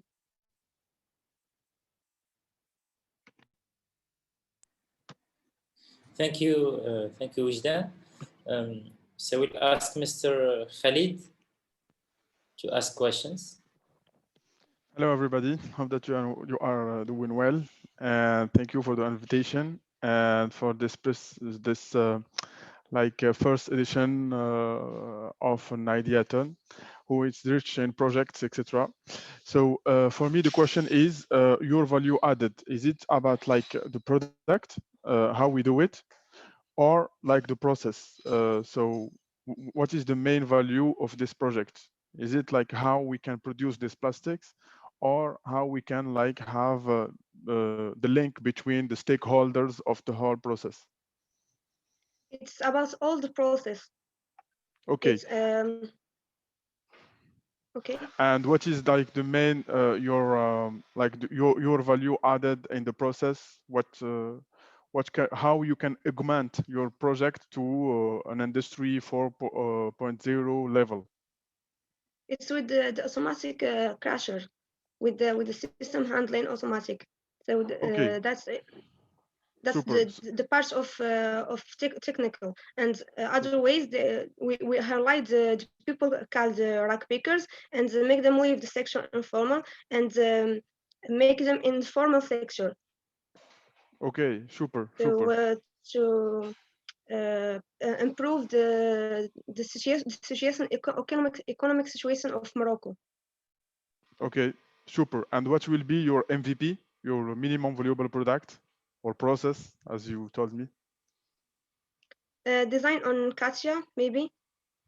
Okay, so that will be like an animation of the process, how it can work technically. Exactly. And you have like some of those people who in informal sector, you are planning to do some interviews, etc.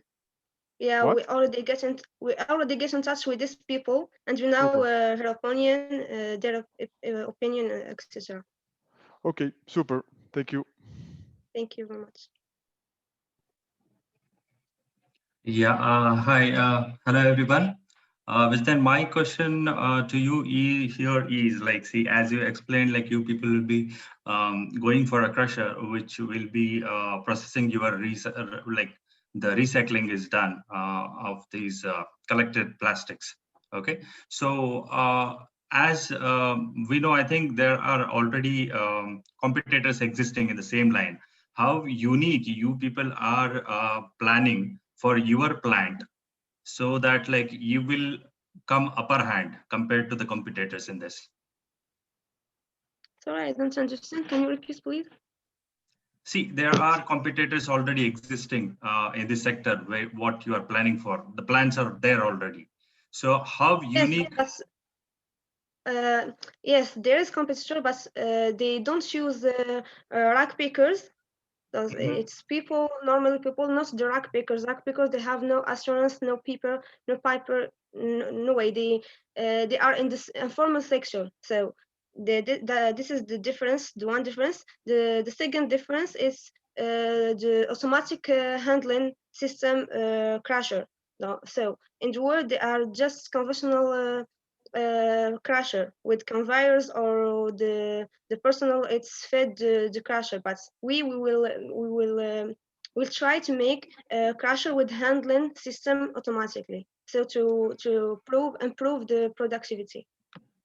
Okay, good. And one more question is like, what is scope of expansion further? So, is there any limitations, or you are planning of any further expansion scope for the same in the plant? Sorry. What is the scope of expansion of your plant? It's a recycling plant, right? as I earlier mentioned, there are competitors, and see, everyone will be having a limitations for their plant. So is there any further expansion plan for your plant, or only this much? No, we had already done our research, so this project it's completely innovative. Okay. Thank you. Yes, I'm done. Thank you. Thank you. We'll move to the next presentation, please.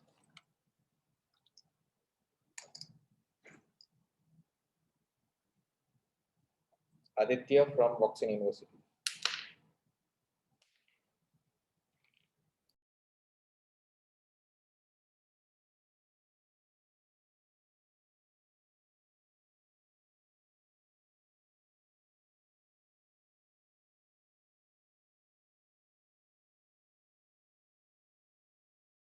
Sir, is it me? Aditya, Is it me?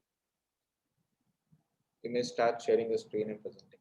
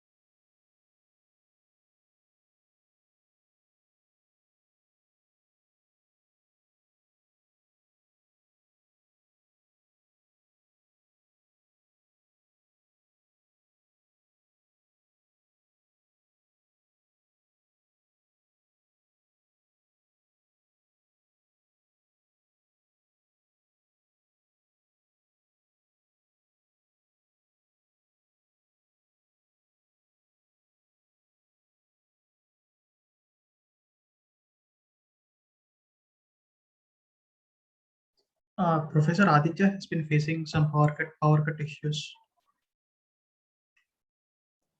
Okay, Professor Yusuf, we can go to the next one. We'll take Aditya's presentation in a later time. Okay, no issue. So we move to Hajar Nabil. Hajar, can you hear me? Yes, teacher, I hear you. So you can load your presentation. Okay.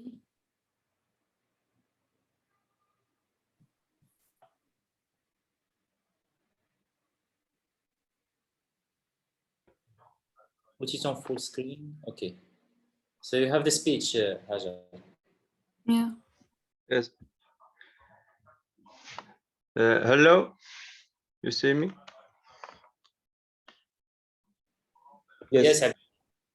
Yes, Abdul Majid. Go ahead. Yes. Okay.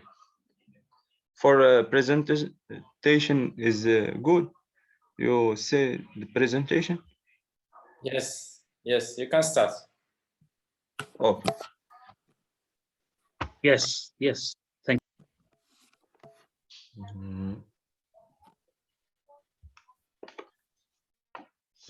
Hello, everyone. I'm pleased to be speaking with you today for our innovation project, Web Wall, realized with my partners, Hajar Nabil and Yasin Bdar, and myself, Abdelmajid El-Belghaji. This presentation is structured as follow: innovation name, domain, problematic, solution, unique selling proposition. For name, name for our innovation is VABWAL, is the contraction of vibration and the wall.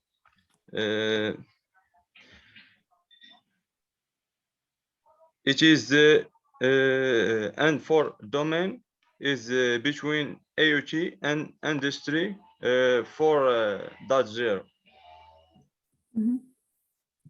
For the problem. As for the problematic, my colleague Yasin will present it. Or it's me. For the problematic, it allows users in open and closed spaces, such as industrial factories, restaurants or music studios, open workspace, telephone and call centers, and reception halls, or even open plain offices exposes employer to different types of risks, which can adversely affect the work quality, reduce memory performance, and generate physiological disorder, etc. A noise work environmental is a really risk for your hearing. For next. Our project consists of a sound-proofing panel linked with programmable electronic membrane. This in order to modify the behavior of external environment. In detail, we have two main parts. The first external part made from acoustic form of chemical material, polyurethane, form of high performance, allowing to reduce and control effectively the reverberation time at medium and high frequency. They help to eliminate unwanted echoes and mitigate the effect of resonance mode of the room, given that they innovative touch in our project teams to integrate an electronic part can modify.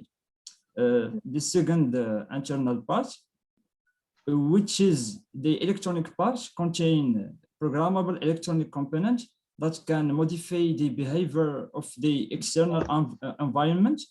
Its structural characteristic is a box of cells, one of whose phase is a membrane controlled, is the real-time according to the information captured. For the unique selling proposition,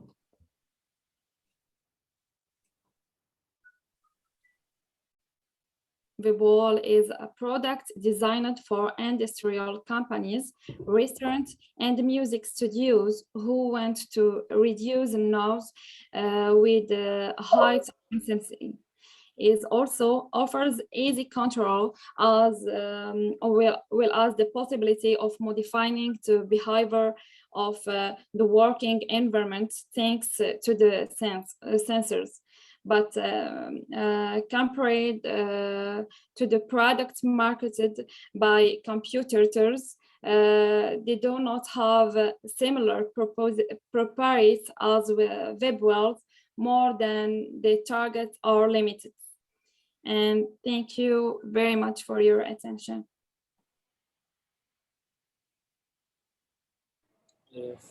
Thank you for your presentation. I will ask Mr. Khalid Zamani to ask questions. Thank you, Mr. Hafidi. So thank you for the team for their innovative solution.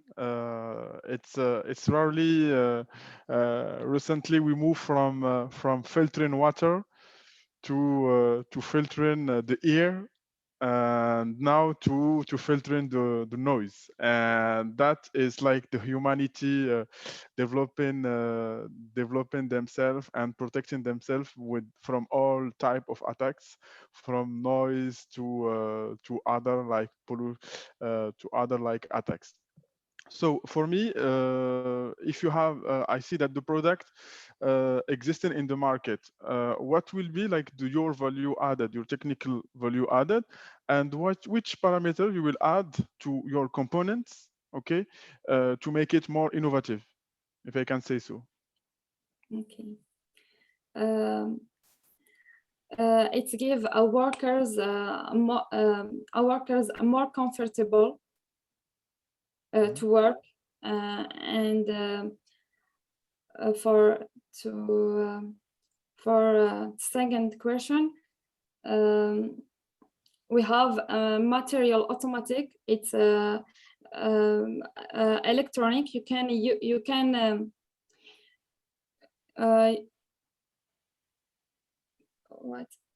you can Mount it. yeah, you can mount it for our or for your environment. Okay, super. And if we can talk prices, did you have already an idea about the cost of your prototype or the product, or not yet? Not yet for our Okay. product.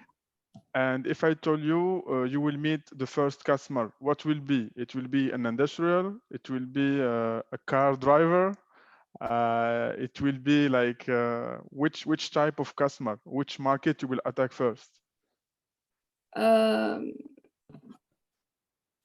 will attack for industry. Okay, so like industry will be like your first your first target, and you Yeah. are planning to do like a prototype, to do demonstration of your component, like you will have some music with your sensor and how it can be reduced from between two chambers. Yes, like that, and we will use it for the machine. Okay. For eliminated the noise. Okay, super. Thank you. I think it's a good project with a huge potential. Keep it up and do it step by step. Thank you. Thank you too. Hi. Yeah. Hi. I go with Mr. Khalid on this, whatever he asked. But what I felt is like more your project is more onto IoT, not for Industry 4. Okay, for what I may question you, but I like as he asked you how innovative you can make your product and how to implement, and I don't understand like how you said that you will be utilizing it for industry. It's good that your implementation can happen to Industry 4, because as these plants will be having noise and all where you can control it, but definitely it's onto an IoT side. And I'll go with what Mr. Khalid suggested you for the project expansion. Okay, thank you. Thank you. We'll move to the next presentation from Diksha Rathore from Woxsen University.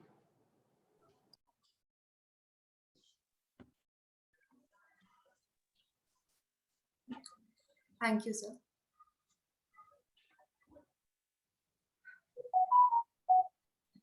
A week ago, I was having a conversation with my friend on mental health. Today, we can see everything around us is devastated. We can see people shattered due to the pandemic, which is still present between us, and we are not able to completely get over it. We know that mental health is a topic which has not been spoken openly, and if did, others are ready to make a taboo out of it. Also, we know that mental health issues are not having any age limit. But why am I telling you this? My name is Diksha Rathore, and my teammates are Rashi Shetty, Himitesh Sirikonda, and Karthik Verma. Today, we are here to step ahead and put forth our hand for the ones who are in need. We are here with the application PINIT. Next slide, please.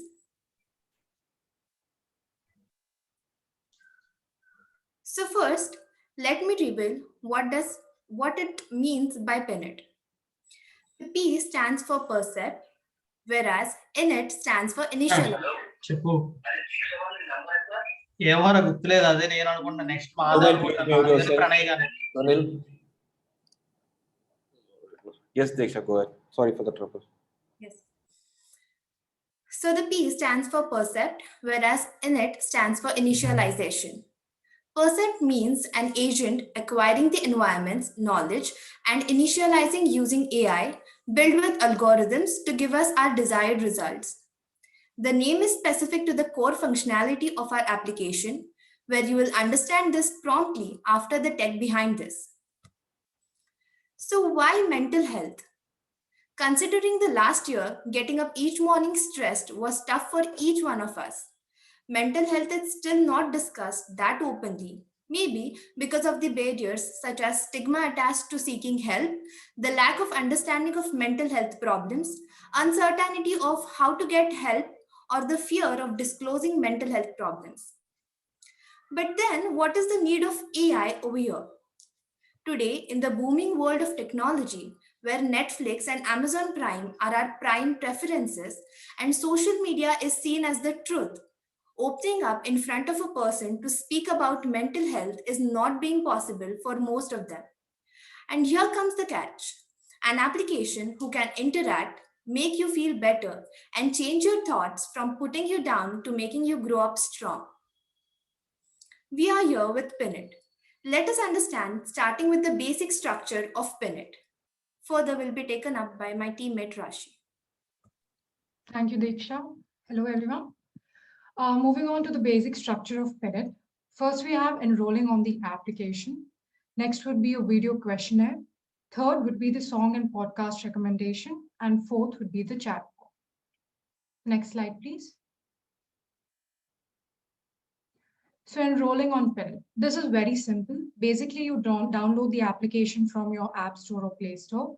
The user then needs to sign up with their personal details and then provide an emergency contact detail. We'll know why the emergency contact detail is needed later on. The video questionnaire. So after enrolling, the user's psyche is assessed by capturing certain emotions that the user shows. So it can either be happiness, anger, anything of that sort, sadness. So this is done by using heart cascade or CNN. Once the emotion is identified, the background color of the application changes according to the emotion. So for example, if it's anger, it would be red. Song and podcast recommendation. So based on the user's mood, for example, if a user is sad or angry, the application would recommend a playlist which would boost their mood. So it would be to make them happier or calmer. So according to this mood and how they can make them calmer, either a song or a podcast is recommended. So our basic aim is to brighten and lighten the user's state of mind. Next slide, please. So a chatbot. This is an addition in our application where, given the current climate, us being under a constant lockdown, people need a shoulder to cry on, a professional help when it comes to mental health. We are trying to provide a chatbot that would help them with it.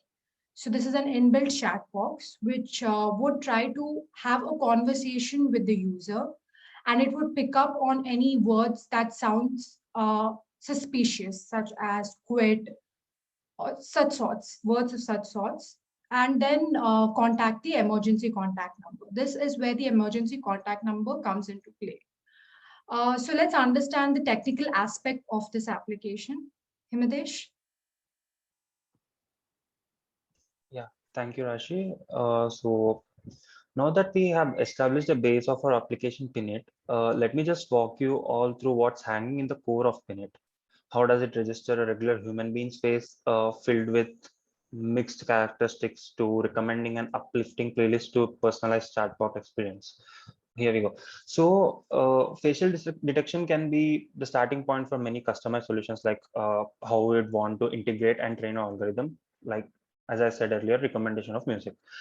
Humans are we have this innate ability to recognize and distinguish between faces. Computers marginally could do that, but not as effective as we does. So computers are getting better in reading emotions. Like it's incredible how far we have pulled ourselves from writing a piece of code which landed us in space, which had only like 16 MB to machine perpetuating our legacy. So next slide, Karthik. So how do we detect emotions in an image? We basically use the data from facial emotion recognition, which has like ton lots of data, or COCO classifier, but we are thinking using FER dataset because it is much improved with better detailed points, through which a layered CNN can be built. or to detect emotions from live image input. Pinit mainly concentrates on negative emotions or neutral emotions like mild anxiety or surprise. We can build a six-layered CNN network using Keras and can use image augmentation to improve model performances. We can also use Har cascade, but they're not as flexible in edge detection as these neural networks are. Next slide, please, Karthik. So here is the architecture of how Pinit's process flow would be. I would more say it as an application logic given its intense key match space of the algorithm and exhibition of how user interface is going to be. So initially, user registers with his details and comes to the segment of registering his or her facial ID. With already existing training data of facial emotion recognition, the algorithm we used is a 6-layered CNN. Since CNN is the core of deep learning mechanism, it allows adding desired intelligence to the system.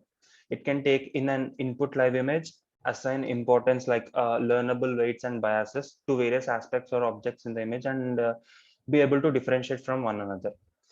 And after registering his face, the user would be asked to give a dedicated video assessment or questionnaire or game-based assessment to observe more of the user's behavior while giving any of these tasks. The preliminary facial data and the expressions captured while giving the assessments are both stored in a database. These unstructured data can be encoded and stored in tables. So now, why are we storing two sets of data?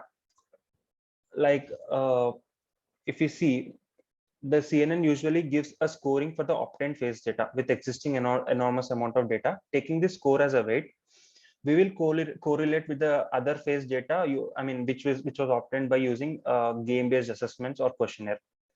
This can be done by writing a logic behind using measuring the correlation. If the correlation is as high as the layered CNN, then we can assure that the data accuracy is the machine is predicting way better than what it is used to. So then this database Karthik, then this database after clubbing this data, after checking for the correlation, we would divide them into a clusters, like using expectation maximization and Gaussian mixture models. The clusters will be generated. These clusters, like we segregate these clusters based on the emotions, right? So one is for sad or angry, the other is for mild anxiety or panic, so on and so forth. So based on these clusters, the music recommendation, chatbot experience, and podcast recommendation would be personalized. Like they would be getting a personalized experience based on their user assigned to the cluster. And the app color would be based on the app color would be changed according to their mood, their cluster, right? We would be coding that color to the cluster. And Karthik, next. So this will be our app changing based on the based on his mood or emotion, which was recognized earlier by correlation. So yeah, this is how it is done. And I can say this would be our unique selling proposition, and this could edge over the competitors. So next slide, Karthik. Yeah, so people have complaints like the chatbot wouldn't understand what exactly I'm saying, right? This could be a big problem. Like if he has to portray something which is very depressing, but chatbot wouldn't get it, so it would be a risk for our project, right? So how exactly would we be tackling this problem? Next slide, Karthik. Please try to conclude. Yeah, so bots use NLP. That is a known thing, and they have been using this more popular lately. So the way they have taught things with this technology is already evolving and will improve. So sentiment also would be a key prospect here. And by analyzing their input text or voice, this analysis enables chatbots to better steer conversations and deliver right responses. and this can be done by using NLTK library that is available in various flavors. Next would be taken by Karthik. Yeah, you've seen the idea, and it might have seemed a good idea. But the thing is, how would we make a business out of it is also an important aspect when it comes to an idea. So the most obvious way, after you've looked into the idea, it would seem is we'll be helping to make an appointment for the customers with a psychiatrist, and we'll be taking a cut of the whatever consulting fees that the psychiatrist charges, because we have provided with a customer. And the second mode is we can even use the customer data. Well, it has some complexities to it, but we can use it in a right way. Yeah, we can make some revenue out of it.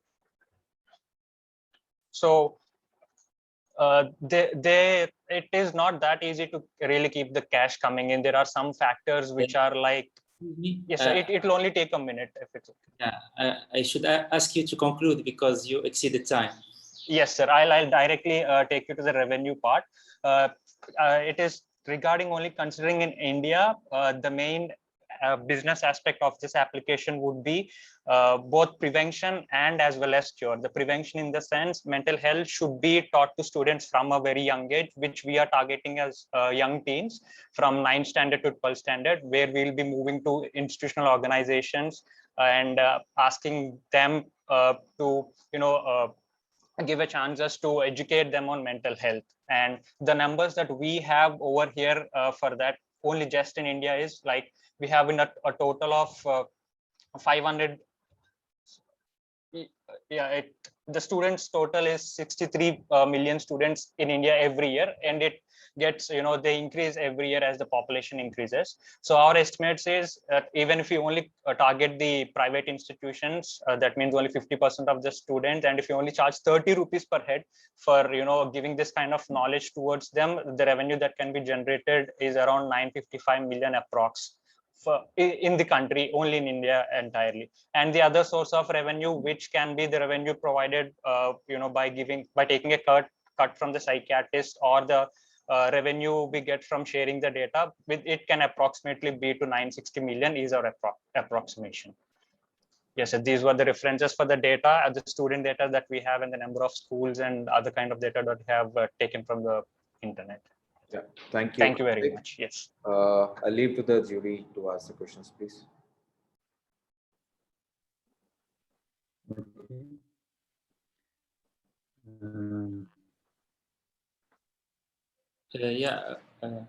I will ask Professor Ghazwani. Yes, Mr. Habidi, thank you. I have to congratulate. We cannot hear you, Professor. If you can add the volume. Is okay now? We cannot hear you.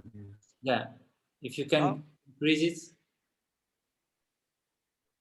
Is okay now? Yes. Yeah, if you can speak loudly.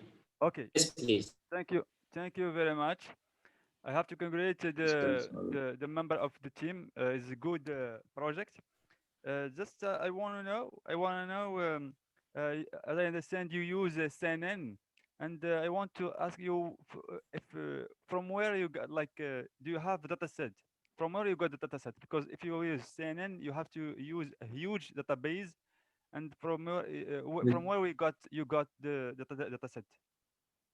Sir, as I said, FER data is available on across the internet, so that wouldn't be an issue, sir. Like we could take the data, and as well we will retrieving those data. And I mean, we initially register the face ID, right? So that would be get piling up. And also, as I mentioned, image augmentation will also be done. That would be enhancing our model performance as well.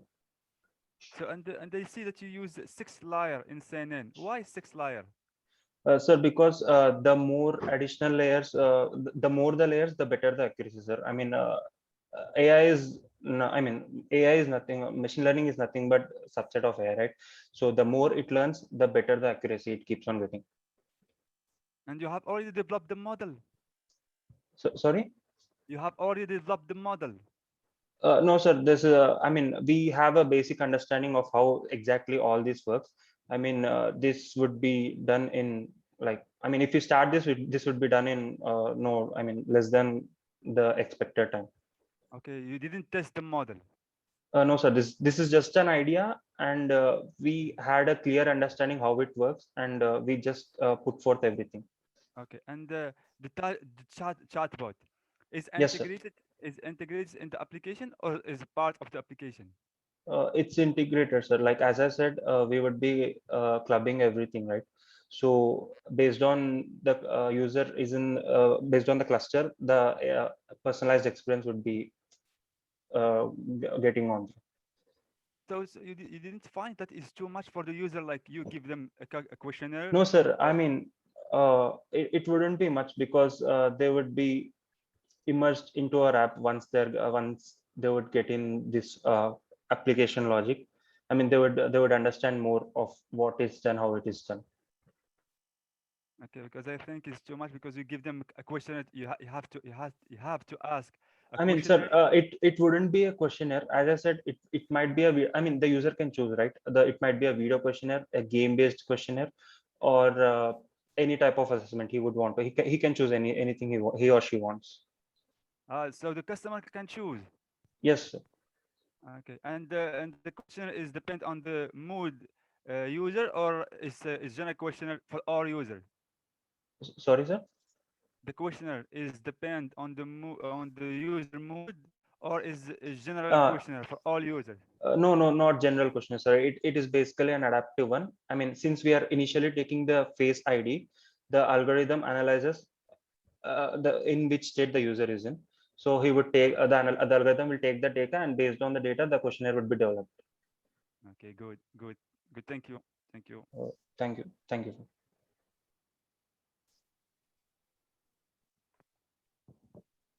If anyone need Rajesh sir. Hi, Karthik. Hi, sir. Yes. What about the training data? So you told you can take it from the net, right? Sorry, sir. Can you please be loud? Yeah. What about the training data? Training data. Yeah. How do you train the data? Sir, as we've mentioned, we can use either HAR classifiers, or as Himmatesh mentioned, we have an FER for that, which is globally available. FER is already a trained data set, which we can directly use to identify different kind of moods in a face. We also have this adaptive system where we take, as the more number of customers improve, we analyze from them and we'll add it to our existing data set, which improves the accuracy more. Okay. In terms of video, suppose if it is a video based input, what if it is a video based input, what are the what do you mean it's a fake emotions?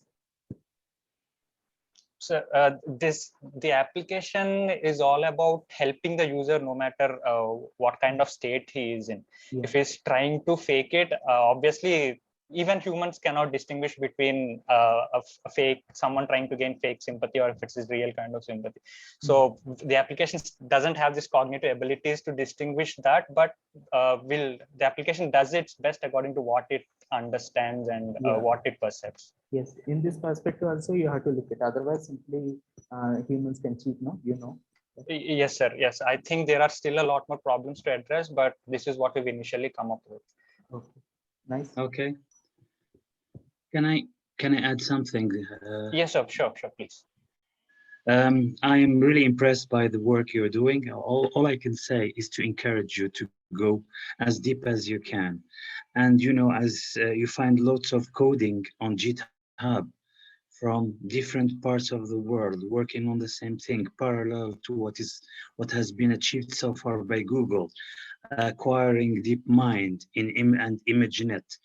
So if you follow this track, I would maybe in 1 year time ask you, sir, could you turn my Alexa chatbot from Echo Amazon to equip it with a camera to recognize my mood and deliver the right stuff to me? Yes, yeah, we get that.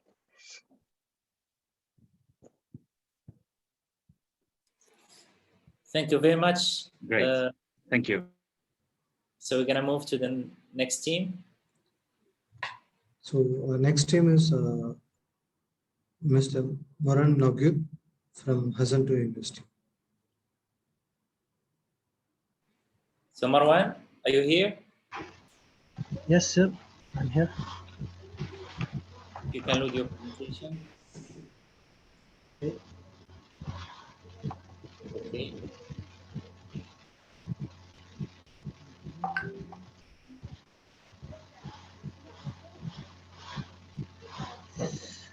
One minute here.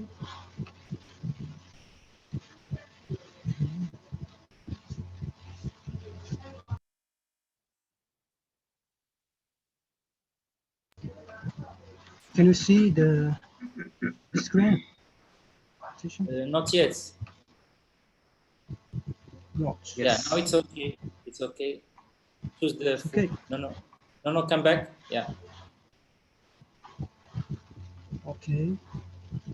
Yeah, full page.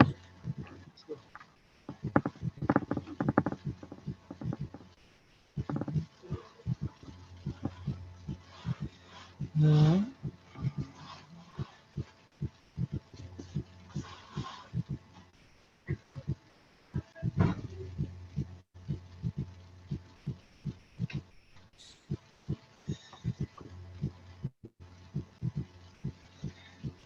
It's a little slow, so I'm sorry. Okay, you can go like this. You can start. Yes, Maroc. Okay.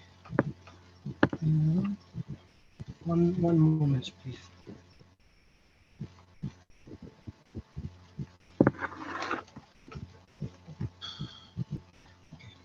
Hello, today I will present to you my project, Oxylite Tree, whose main objective is to purify the air from pollutions, and it also works with solar energy in order to preserve our health and the environment.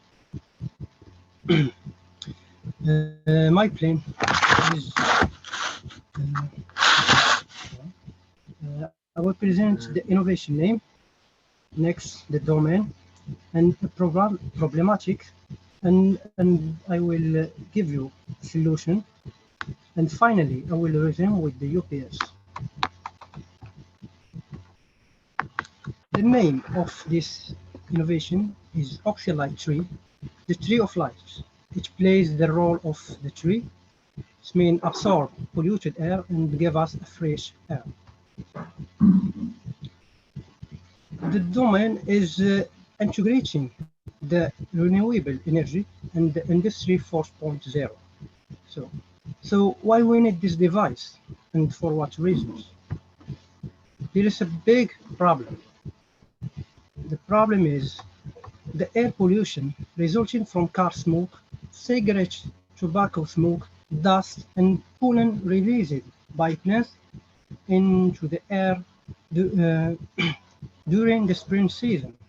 It harms our health and causes us great inconvenience, whether it's our homes or in open places such as cafe, restaurant, streets, at work, and everywhere. So, to eliminate this danger that threatens our health, I will provide you with the solution.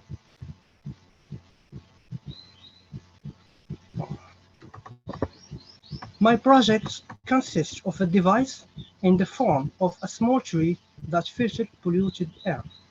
It consists of several layers of biofilters, the most important of which is charcoal, and a fan that gives us a strong suction pressure, which allows for increased suction and filtration capacity. And also a solar energy system that provides self-production of energy. In addition to several uses, providing lighting at night and charging mobile phones and MP3 players. And that explains the name that I brought to my project, Oxylite Tree. Oxy, it means oxygen. It plays the role of a tree. That means absorb CO2, mean polluted air, and give us a fresh air.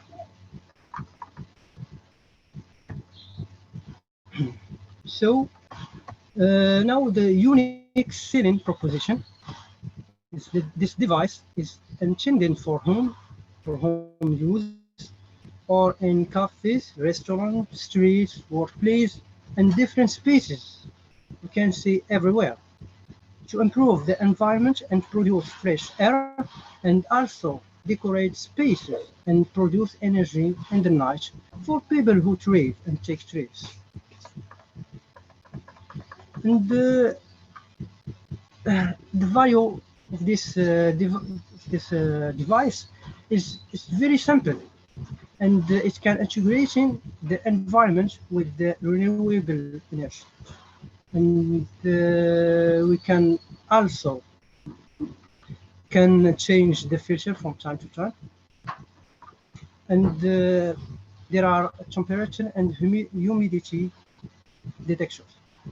And I would like to check. Thank you. Thank you, Marwan.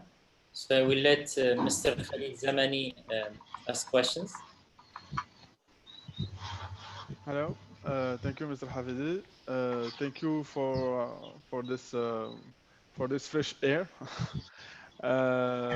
For me, my question, my question will be also especially not about the design, who is innovative enough, but also about the system. What are like different sensors you will deploy, and also how it will be the connectivity of this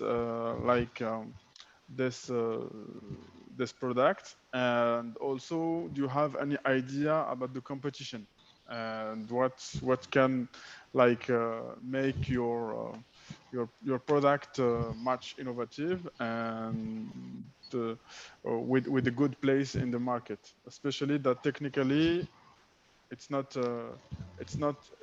too much clear. Just to let you know, for this type of product, it's as I say in the picture, it's an inside product, and I think that it will be difficult to have some solar energy. So just explain to us like different parameters or different sensors you will deploy and how it can be innovative. Thank you. It's a very tall question. First, this device, it's we can have it in different forms, small and medium. So we can move it with us and everywhere. We can make it in homes and different places. So we can use the sun to charge. There's no problem if we use it in our homes. So about what consists this device, it consists of several layers of biofilters, so we can change it from time to time to have good quality of fresh air. And also there is inside a fan that gives us strong section pressure, which allows for increased section and filtration capacity. And as I say, it's with the self-production of energy of sun. So it's all free. I see it like this way. We can put it everywhere in streets to purify the air and everywhere. And what about competition? Do you have any Can you idea explain the about question? those products? It exists in the market, or it's No, it exists. It exists. It exists, Yes. but it's in different ways. But mine, it's integrates the renewable energy and the sorry, my device can integrate the energy, the renewable energy, and filtration of air. So there's a new product like innovations. Okay, so the product is more like it's more innovative by the design, by sources of energy, but I think that it will be more outside product than inside. And for the system, I think it's the filter who is deployed with some differentiation in depression, etc. We can have it in a big form, like a tree in trees, like artificial tree in street. Yes, as You can say as like our local telecommunication operator do with his with his systems, where they are like a tree, they designed to be more more beautiful than the technology inside. Okay, Yes. super. Thank you. Yes. Yes. Well, Hi, again, once again, as I mentioned it to the previous participant from Industry 4 category. So this particular project, what you have shown, this doesn't belong to this Industry 4 category actually. But whatever, as Mr. Khalid mentioned to you about the competition part, see, there are similar products available, and your product seems to be, because it's in the form of tree. And don't you think maintaining this product will not be that easy compared to the other competitors' products which are available?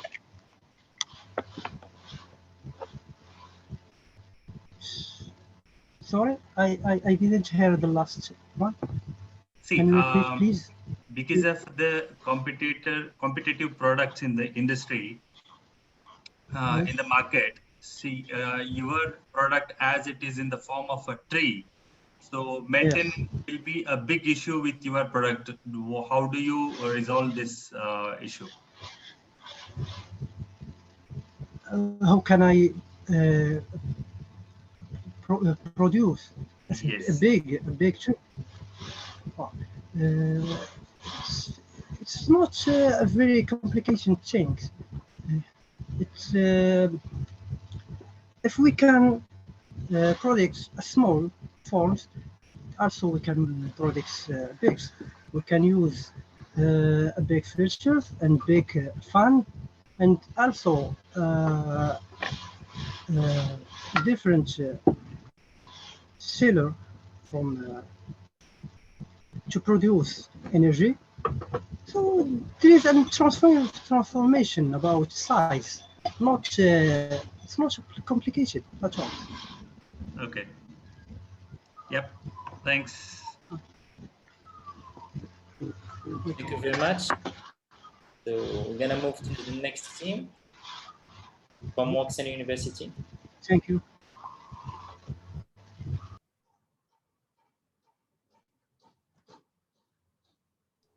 Abhinav Reddy from Woxsen University.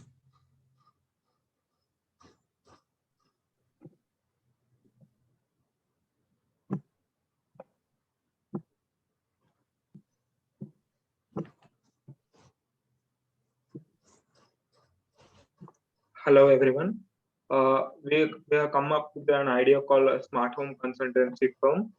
The tagline is to convert home into smart home. We a group of 4 people came up with the idea: Harshita, me, Abhinav Reddy, Pranay Kumar, and Banu Kiran. The agenda of this presentation is, firstly, I would like to introduce to the smart home devices and the problem statement that we are going to deal with, and the solution part, and our market and our call to action. Firstly, smart home devices. A smart home refers to a technological applications and devices that can be automatically controlled by using your mobile or other devices. These appliances come with a self-learning thing that learns how homeowner schedules and adjust to the house owner's need and benefit, reduce the energy cost and cost saving things. These systems alert the homeowner if any motion is detected in a home or any fire accidents are happening in home, so that any other authorities can call police, other people can call authorities and fire department. Devices in smart home allows the user to control the functions such as security access, televisions, thermostats, home monitors, cameras, lights can be controlled through a home automated system.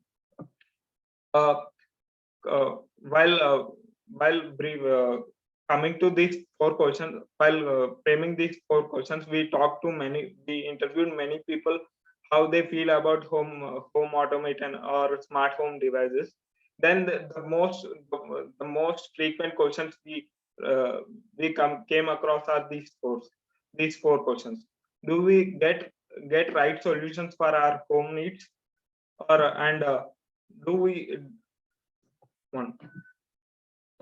do I get products within my budget? Are these right choices and easily accessible? Can I convert my home into a smart home? Like, can I renovate my home into a smart home? For these questions, we have answers that is in our firm.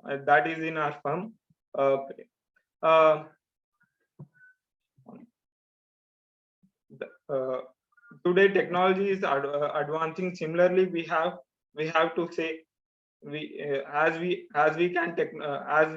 can see, technology is making our life easier and simple. So we want to guide our clients to make their life easier. For example, a person who needs to make his kitchen as a smart kitchen, he don't know what are the applications in the market and what applications is best suit for him. So we guide him to set up a smart kitchen. We as a consultancy firm guide our clients based on their requirements to decide the product or services need to build in their house. We act as a mediator between clients and companies. There are many smart home devices manufacturing companies. We act as a mediator between those companies and our clients. Coming to our market, we are serious. We are going to attract only these kind of people. Employees with children are primary target market, and young couples and retirees require securities and domestic assistance. These are our market. This is our market. And a call to the action. We are collaborating with the smart home device manufacturing companies so that we can use the multi-brand system in our client's house. Approaching small builders who can provide us the customers. We are approaching the small builders so that they can guide us to the customers. We are even collaborating with the interior designers who renovate the house so that we can get more range of customers. Thank you.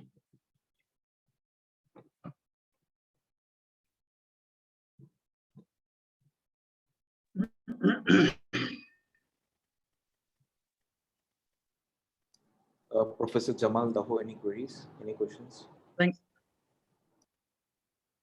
Yes, thank you very much. Well, smart home, smart campus, smart everything today. We have to be smart to get it smarter and smarter and smarter. It's a very competitive market we have out there. I mean, for this new trend. So we can have it on an individual level or have it on a public level. There are lots of building companies worldwide, especially in Morocco. In some areas, we see that the new trend that companies are building from scratch an architecture, or let's say first layer for a smart home, having the right connectivity, having the right gadgets, and having all the things you have showcased in your presentation today. So the question would be, what is the future trend of smart homing if we combine it with a crucial question, environment? So have you thought in this case in how much can I compensate on behalf of the environment and make energy consumption less? And even communication less. So you're communicating through a smarter, maybe AI-based device or a set of devices to make even costs, get less and less. And this is a part of our future brainstorming endeavors. So what do you think? If you combine it with the environmental and energy industry, if you want, even under 4.0. Yes, Professor, we have thought in that case as well. Like, as we see, the technology is advancing day by day. And with that, the electricity use also, if you want to install a product, we have to see with the electricity charges as well. So in future, with the environmental cases, what we can do is, we can, instead of using electricity, we can come up with a technological object like a IoT product being combined with solar panels. With the help of solar energy and with the help of solar electricity, we can make these products liable, and we can make these products of full use. Okay. That's for the electrification and even for heaters and even in the kitchen for cooking, etc. And maybe for heating in winter times. So have you thought of a real-time monitoring control system for smart homing? For example, what intruders, gas fire alarm, or even forest fire accidents, etc. When you're in a forest area, etc. Have you thought of any real-time monitoring? Yes, Professor, like we mentioned in a previous slide as well, the major market we are trying to target through our consultancy firm is the old age people. Like, as you can see, old age people are left alone at home. You don't know what next is going to happen with them. So in our so we can come up with products like security alarms, so that if they have any problem, they can ring a security alarm, and we get to know what is happening with them. So we have come up with this idea also of inventing a security alarm for these kind of people and letting the family members know if they are safe or not. In that similar way, we can also try it with the fire accidents or any disasters that happen in our house. We can just provide the security alarms to the clients and make the life easier. Thank you so much. This is so far from my side. If there is something, we will put on the right question at the right time. Thank you so much for this. I encourage you to go and do further. Yeah. One query from my side is like, since what you're pitching is kind of a consultancy firm, so what about the pricing? How do you try to bring down the prices so that all different type of people can try to purchase it? Yeah, yes, so like we as a consultancy firm, we would approach the companies which provide the IoT services. We are going to make deals with them, like whatever the, suppose if a client wants to convert his home into smart home within a budget of 1 lakh, let's say. So we as a consultancy firm go to the companies, consult them and ask them what are the products they can get within 1 lakh, and what would be the right solutions that we can give it to our clients within that 1 lakh product range, and make the best of that money. Okay, so I suggest like tomorrow when you try to present, try to come with a case where in the same 1 lakh, what type of different solutions you can provide, because you're pitching a consultancy firm here. So in those terminologies, you should come with a 1 or 2 use cases. What kind of options you are able to provide with the fixed amount of 1 lakh rupees of INR. Okay. Yes, sir, sure. Thank you. That's all from my side. Thank you. Thanks. We'll move to the next presentation, please. From Woxsen University, Praveen Kumar, in the domain of artificial intelligence.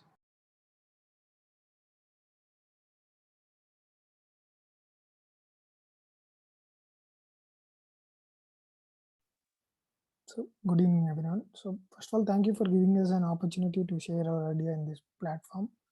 So our idea is on automatic detection of breached vehicles using artificial intelligence.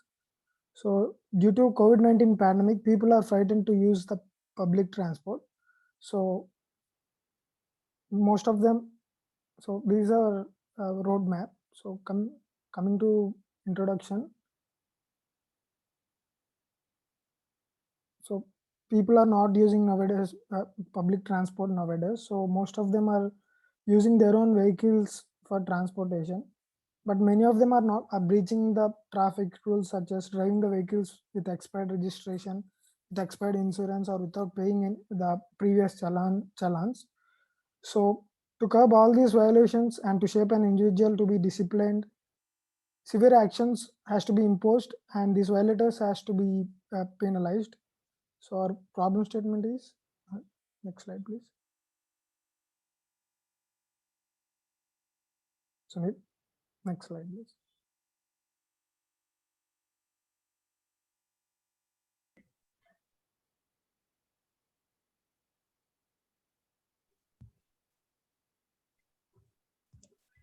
Give me a minute. I think I'm stuck with presentation.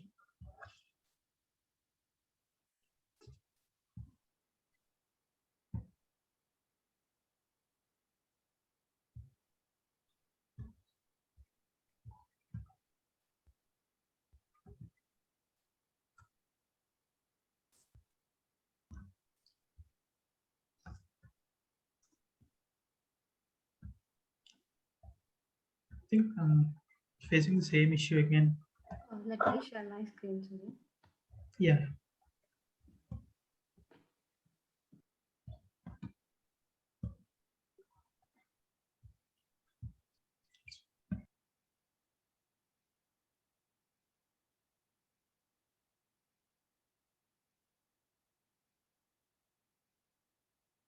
So our problem statement is, even though we have an efficient traffic management system, many people are not following the traffic rules. So our aim is to automate the identification of breached vehicles and bring them under the law. And the solution will be explained by my teammate. So basically, manual checking of each and every individual vehicle is time consuming and requires lot of manpower, and it can also lead to some of the human errors. To avoid all this kind of situations, we can automate the identification of this breached vehicles. So our proposed solution consists of 3 phases. The first phase would be detecting the license plate of the vehicle, and the second phase would be extracting the text from that license plate, and the third phase would be mapping this text to the database available, which contains the details of the insurance and RC expiry date and other related document values. And the market. So it's in the developing countries like India, it's a tedious job to give attention to each and every vehicle and to analyze each and every document. So the present LPR models which are available right now can only identify the signal jumping or the lane crossing or even crossing the speed limit. Our prototype can be an upgraded version which can actually retrieve the insurance expiry date or the RC date, and based on that we can penalize them accordingly. So our team members are Praveen, Kiran, Sunil, and myself. And our mentor is Dr. Pinisati Swami Sairam, who is an assistant professor at Woxsen University. And thank you so much for this opportunity. Thank you for your presentation. I will ask Professor Zouani. Yeah, thank you, Mr. Hafidi. Thank you for the presentation. I have 2 questions. The first question, if you look like you make search in the internet, in the Google, you will find that there is many many solution that proposed same like yours. So what I didn't find like what is difference you from the others solution that exist already in the market and they do the same thing. So basically, the cameras we have here in our India, according to that, the cameras which can only detect suppose if a person is crossing the traffic signal, only those kind of solutions have been implemented.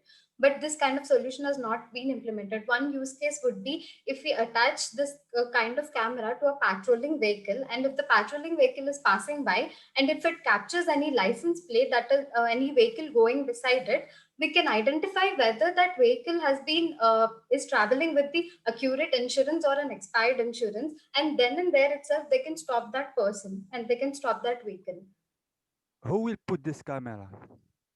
The patrolling vehicle, the police. Who? The police, the traffic Ah, police. so your project is it's like you work with the government. Yes, yes. Okay. So and which algorithm you will use? So basically, we looked into several object detection algorithms like YOLO v3 and YOLO v5. But the interesting one we have found is a detector Python library, which is built on the PyTorch model, which actually freezes most of the layers and gives us only like 3 or 5 layers available for us to train our model. So But there is basically, we just yeah. Okay. Continue. So basically, the first step is we need to annotate those images, that is the license plate in our case, and we just need to train the model, and we can use that model for the license plate detection. But there is not only PyTorch algorithm. There is others. Did you make like a comparison between them? Yes, we have actually kind of used YOLO v5 algorithm also, but compared to that, we were able to get more precise results using this detector, PyTorch Okay. library. Thank you very much, and good luck. It's a good project. Yeah, thank you.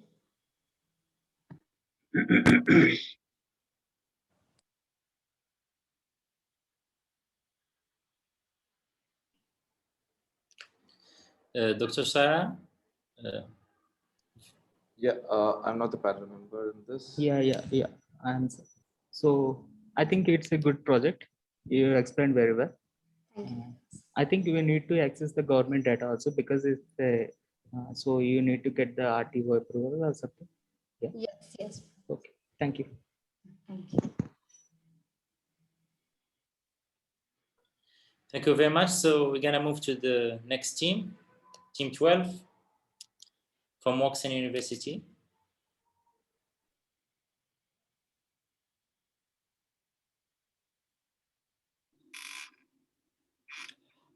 Good afternoon, everyone. We are Team AlphaGo from Woxsen University. First of all, I would like to thank everyone for giving us this opportunity to put our idea forward. We are working on a project called Smart Library Assisting System. These are our team members. Myself, Alikit, and my other teammates are Gayatri, Dilip, and Deepak. Speaking about the introduction, as we all know, robotics is a key technology in the modern world. Robotics have been taken the first steps into homes and hospitals, and we have seen a spectacular success in the planetary exploration as well. The main aim of our project is bringing robotics and implementing robotics in the library sector, which can be used for many universities and as well as public services as well. We are the main aim is to create an advancement in the existing library methods which we have been using. We are working with Pi technology and along with a Wi-Fi module ESP32 as the core components of the system.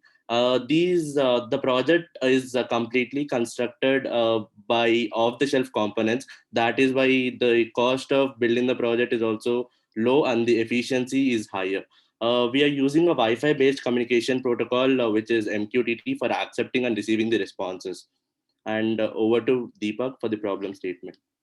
Okay, good afternoon, everyone. So currently, whenever you go to a library, the basic issue you face is you might not find a book of your choice, like a vast library, although there are signboards, computers, or a librarian there. You can just go ask them, but not every time it's possible. And when it comes to a college library, it's even more difficult. So to curb this problem out, what we have come up with is like you can walk into a library, you can give a voice command of your book of your choice to the robot. It receives your voice command. Then the swarm robot, what it does, it goes there and it helps you out, which eliminates the problem of our each and every query of in a very short time with more efficiency. Over to Lilith. Yeah. To eliminate these issues, we have been building it based on the voice input which is given to the user to the central station. As we already said, we have been working on the swarm robotics application. The central station would act as the master, and the other two bots. I mean, we have been using only two bots for building the prototype, which be acting as the server for the and to receive the signal from the master bot. The user would be giving a voice command to the main central station, and from there there's the wireless communication system which is helped to guide the user based on the command which is given to the central station. And I would like to show you all the block diagram of the project. First, if you see here, the voice input which is provided by the user to Raspberry Pi, which acts as a transmitter, and then immediately after the voice is being recorded, and then the output is displayed as a string, we are using an LCD module to display the output. And from there we are using ESP32 for wireless communication. And as soon as the ESP32 receives a signal of the name of the book, the respective genre bot gets activated, and then it guides the user towards the specific bookshelf where the book is put in. Coming up to the markets, our first primary thing would be government and public university libraries and the college libraries, and then to the central and public libraries available to us. But this is our initial thing because we had an idea of library, but this cannot be stopped at here. This can also be, we are looking at to implement in police record rooms or medical record rooms where, where you can go find a police record or a case record of a very long time without putting in much manual work, so that your robot helps you. And our USP goes in like, this thing is actually very effective and very low cost, and this can be spread out and revamped according to the customer's what do you call requirement, like how many the square feet you are going to cover and how many robots you're going to require. And this doesn't even stop at libraries or medical rooms. This can be used commercially in theaters to navigate you to your seats, or to guide you to a bathroom or something while you are in an interval. It can also help with furtherly, we can this integrate with a further budget. We can integrate with a voice assistant like Google Assistant or a Siri for a better usage. And in a wholesome way, this can be implemented in a completely automated library where everything goes on a voice command. This is how we see it. The next slide. That's all. Thank you, everyone.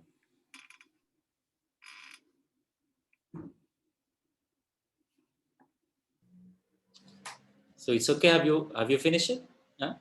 Yeah, we are done with it, Professor. Yeah. Okay, thank you. I will ask Mr. Jamal.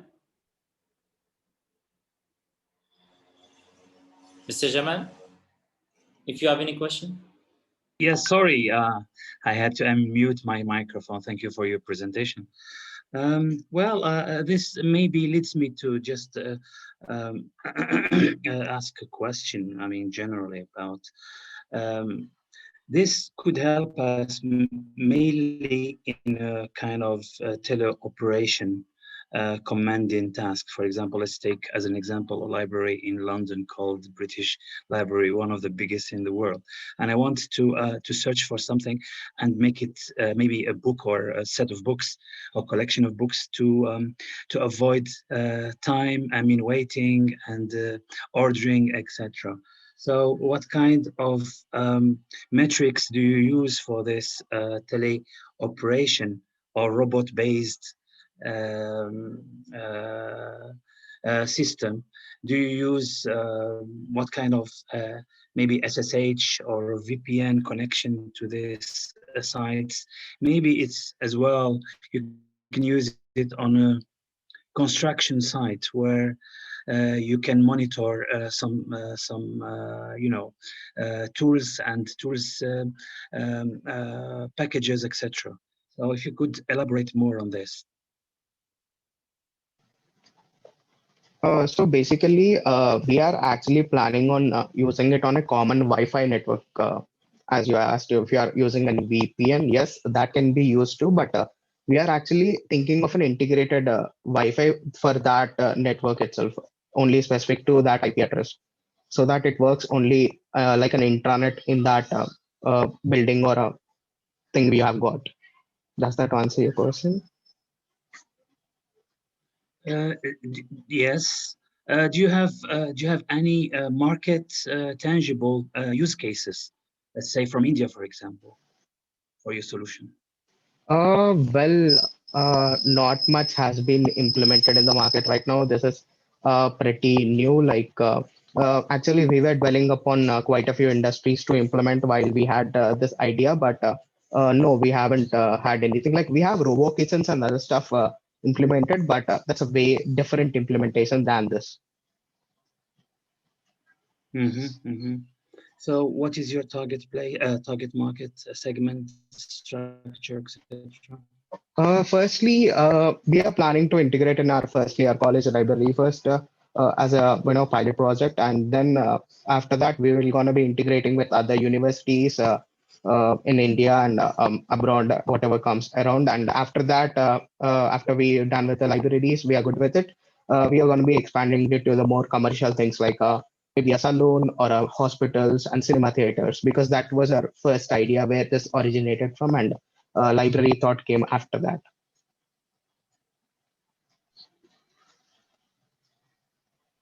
I see one crucial sector which I have. So as we've seen during the COVID intervention in China, for example, you see robots being kind of augmented help for nurses and health teams. So engineers are allowed via browser or via remote control to command these robots to get medication or make measurements on patients, etc. So this is maybe a field which would give as mobile health or a remote mobile health sector. Yeah, remote health sector, yes, that can be done. Yeah, that is a area to be to be covered by us actually. So we are thinking the beauty of this project is this is very vast. You can grow in every way possible. Every industry has a point. Everything which involves some kind of an operations segment, and it can be used in that. So that way, this can be pitchable in any sector. Last question, sir, is how is your cost awareness? Taking into consideration we are dealing here with robots. We are dealing here with robots. Is it worth it? I mean, miniature is it robots, worth it commercially? Yeah. Yes, it is definitely worth it commercially because this is a very low cost operation. Although the term robotics might sound a little pricey or maybe a niche market, something like that, but it's going to be a very, very low cost one because as my mate Likith already said, we have used a very, low components for that. And this is customizable in a way, it's not we are coming up with the end product. This can be revamped time to time, anytime. So it's budget friendly. So you're going to start very slow and you want to build it on as per your requirement. Anything to add, Likith? Thank you. Nothing. Thank you. Shukriya. And lastly, I would like to thank Professor Hemachandran for being the mentor and always supporting us on the idea.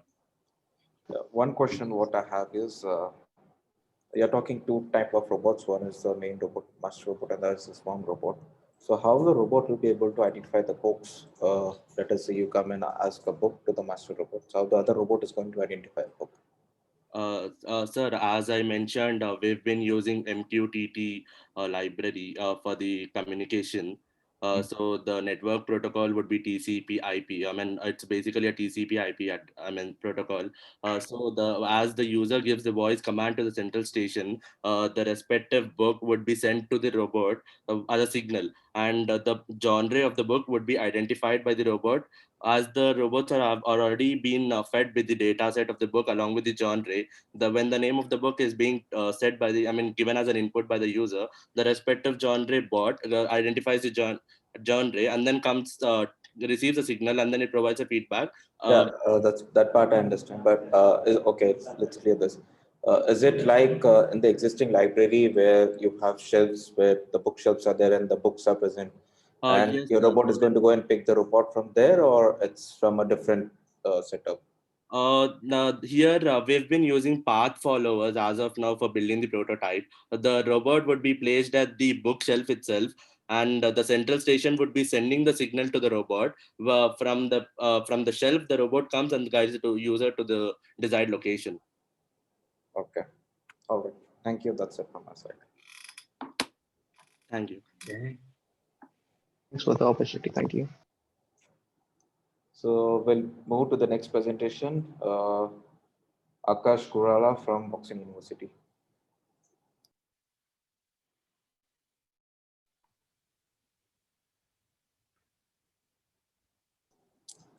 This is in the domain of AI.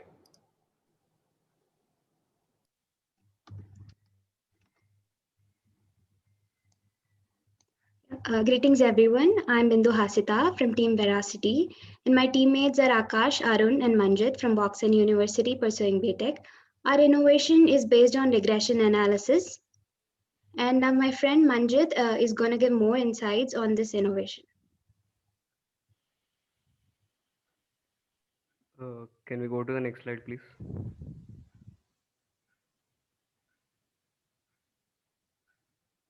Hello?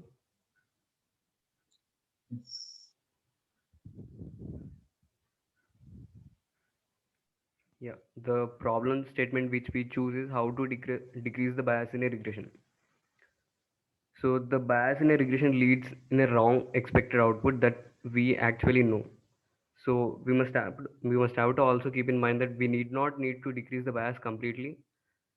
If we do decrease the bias completely, the machine learning algorithm will not be able to learn new things, or it won't be able to upgrade itself.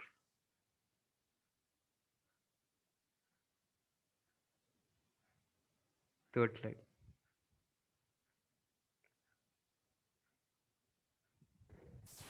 Our approach to this problem statement is we are trying to find the best fit regression curve to the data set by updating it according to the data points, which means we are trying to update the existing regression curve that do not include the miscellaneous data points, which also infect the output and have more variance to the existing regression curve.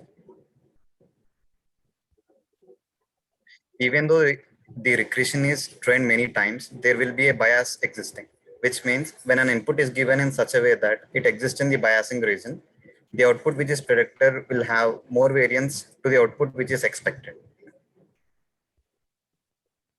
To reduce this bias, we divide the regression function according to the data set. To be more generalized, which means we are trying to divide the regression curve based on the location of miscellaneous data points and find a new regression curve which also include miscellaneous data points. Therefore, this helps us in predicting the output more precisely.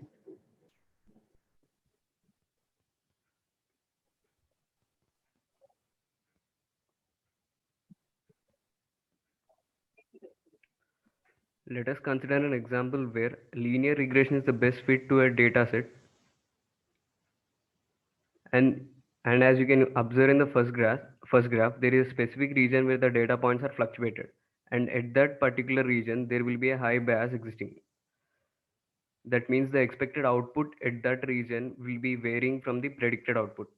Now we will divide the data set into two parts, one which fits into the linear regression and one which do not fit into the linear regression. And then we again apply a regression analysis to the miscellaneous data points or the fluctuated data points, and then obtain a new polynomial regression or a multivariable polynomial regression which suits to those fluctuated data points. Next slide, please.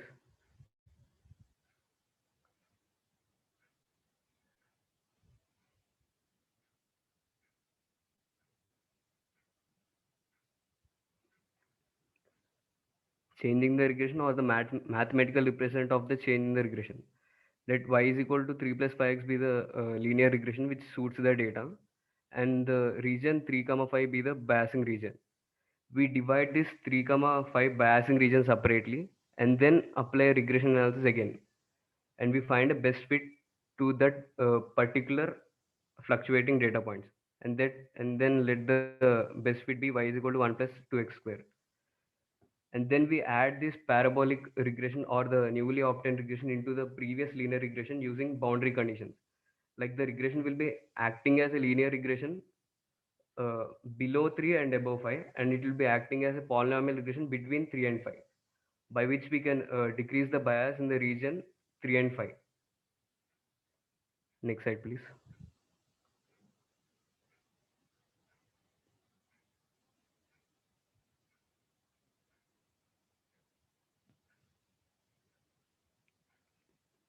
More mathematics into the regression. When you suddenly add a polynomial regression into a linear regression, it will be like a sudden bump over the regression, which means there will be a bias existing at the corners of the newly added regression. To decrease this, we will be using exponential functions, limits and integral equations, and also trigonometric equations. We use these specific functions because these specific functions flexibility can be controlled even by varying the coefficients very less. I mean, by changing the coefficients of trigonometric equations very less, they can change their shape and increase their flexibility. Next slide.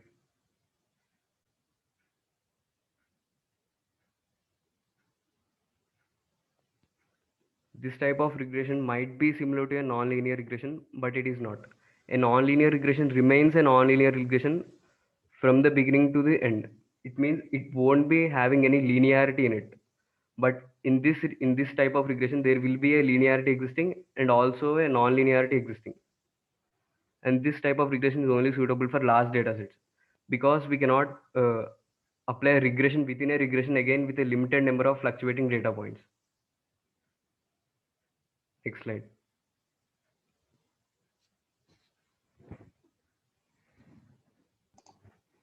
Yeah, so as we all know that regression is one of the basic statistical approach to build predictive models, and the accuracy of regression models is around 70%.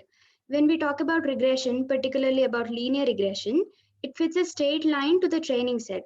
This straight line does not have flexibility to accurately replicate the arc or the best fit. No matter how we try to fit the line, it will never curve. So this inability for machine learning model like linear regression to capture the true relationship is called bias. We have seen how we can reduce the bias and increase the accuracy of the analysis. So with this idea, we would like to bring it up to the market by exactly comparing the results of the analysis, which was done traditionally and which was going to do with our model. And this can be proved by training similar data sets and variables using existing models and our model. So in this way, we would like to get this model into the market. So the team contribution include Arun, Akash, Manjit, and myself. Thank you. Thank you very much. I will be asking Professor Ghazwani. Thank you, Mr. Hafidi. Thank you, Mr. Hafidi. Just I want to know. I know that this is a problem, it's famous problem to try to regress the bias in regression. So my first question, what data set you used to develop your model?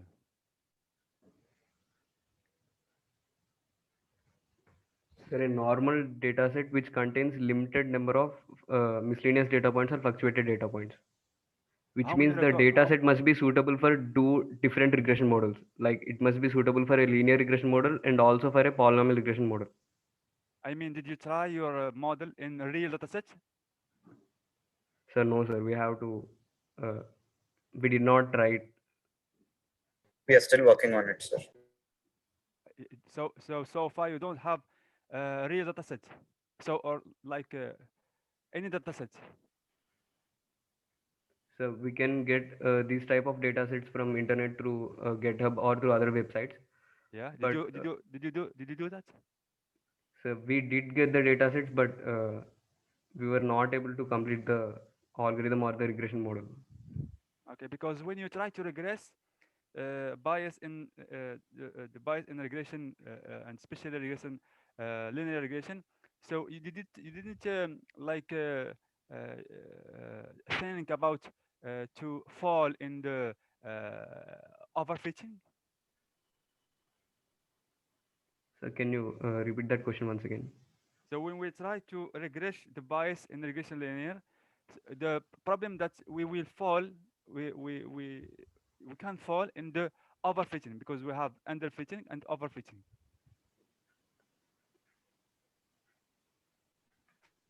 Just the graph that you mentioned in the beginning, there is two graphs. One is in the right and the left.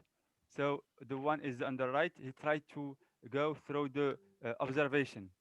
So you didn't think that is overfitting? So the second updated graph is obtained after the regression within a regression using the fluctuated data points method. So that it will be having some bias. That means it will not be overfitting. Even the updated graph will be having some bias. So and the dataset you tried, how many features you have in the dataset? So we just explained for a simple linear regression. That means we only have a one independent variable and one dependent variable. Okay. Okay. Thank you. Thank you very much. Good luck. Thank you, sir.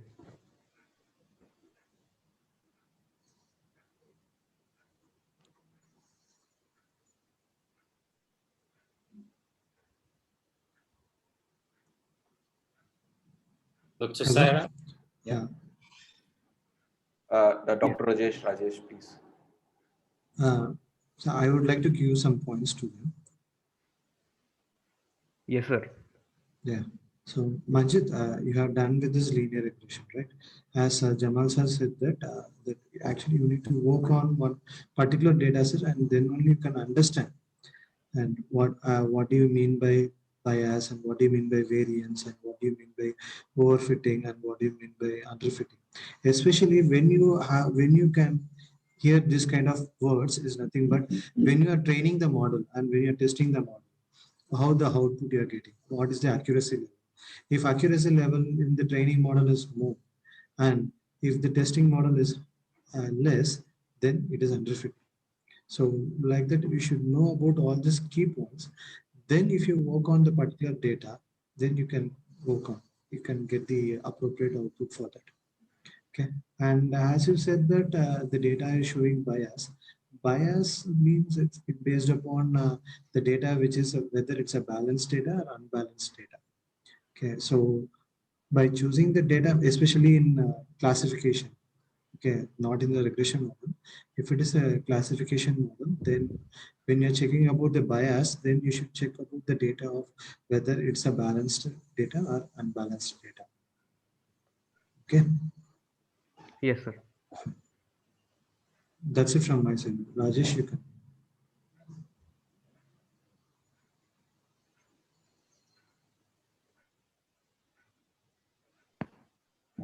Thank you very much. So we're gonna move to team 14 with Ayub. Ayub, can you hear me? Okay, sir. Okay, sir. Please confirm if you. Okay. It's coming. It's coming. Yeah, it's okay. If you can. Very well, and you see the presentation very well.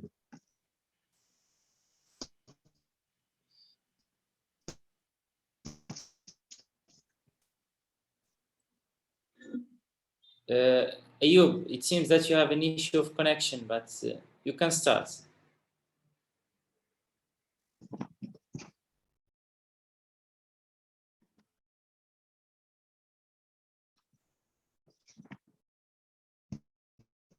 That's okay.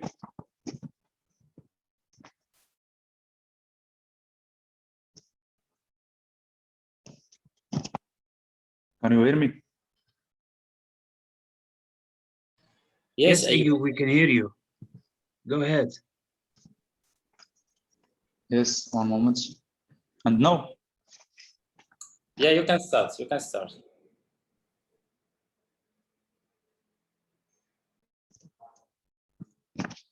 Can you hear me, sir? Yes, Ayub.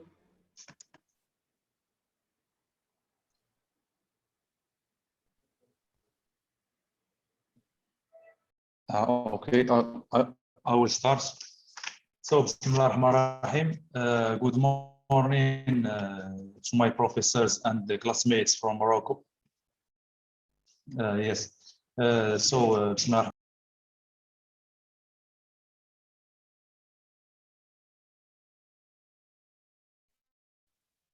I think it's a connectivity issue on the other side. I think we lost him. Maybe he has got a Okay, so waiting for Ayub, we're gonna move to the to team 15 with Bassam. I think Bassam or Sukaina. Hello. Hello. Share my screen. Hello, everyone. So yes, you can start. Sukaina. Okay.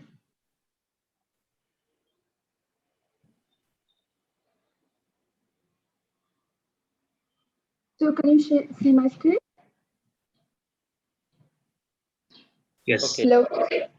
Yeah, you can start. Go ahead. Hello everyone, thank you for having me today. I'm Sukaina Amri. I have a master degree in supply chain management, and today we present you our project It realized by Nahari Bassam Badr Amri Sukaina. Sukaina, please, Sukaina, could you reduce echo, please? If you have another device open, just close it or mute it. Okay.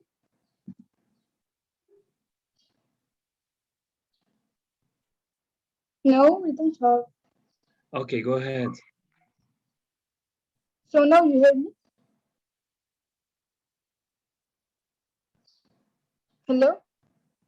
Yes.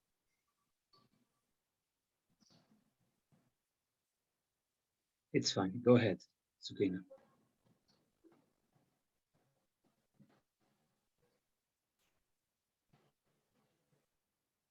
So as I said before,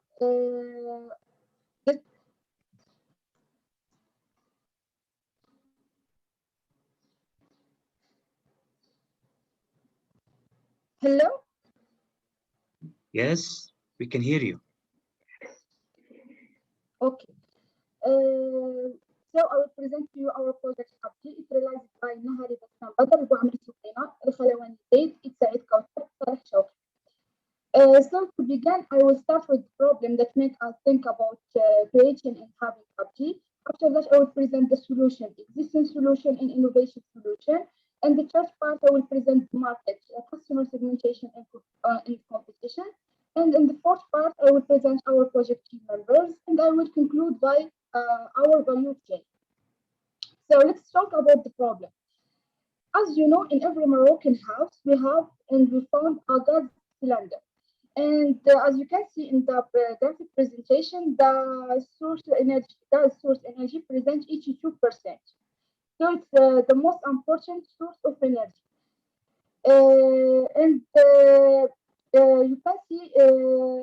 You can see this last version of statistics in Morocco and pharmacovigilance center that we have 1,637 cases of poisoning in 2019.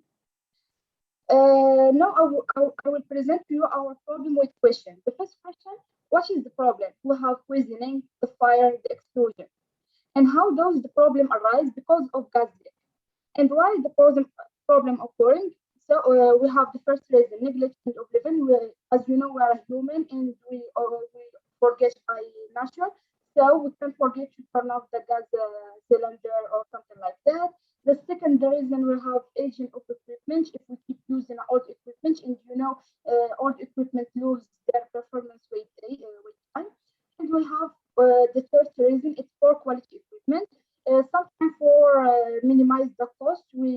we buy a poor quality equipment, and this is the bad decision ever, because we are talking here about humanity lives. Now let's talk about solution. We have already existing solution, but they have only two options: detection and alert and alarm. But our innovative solution, CAPG, have this and more. We have detection, have fast and efficient detection system.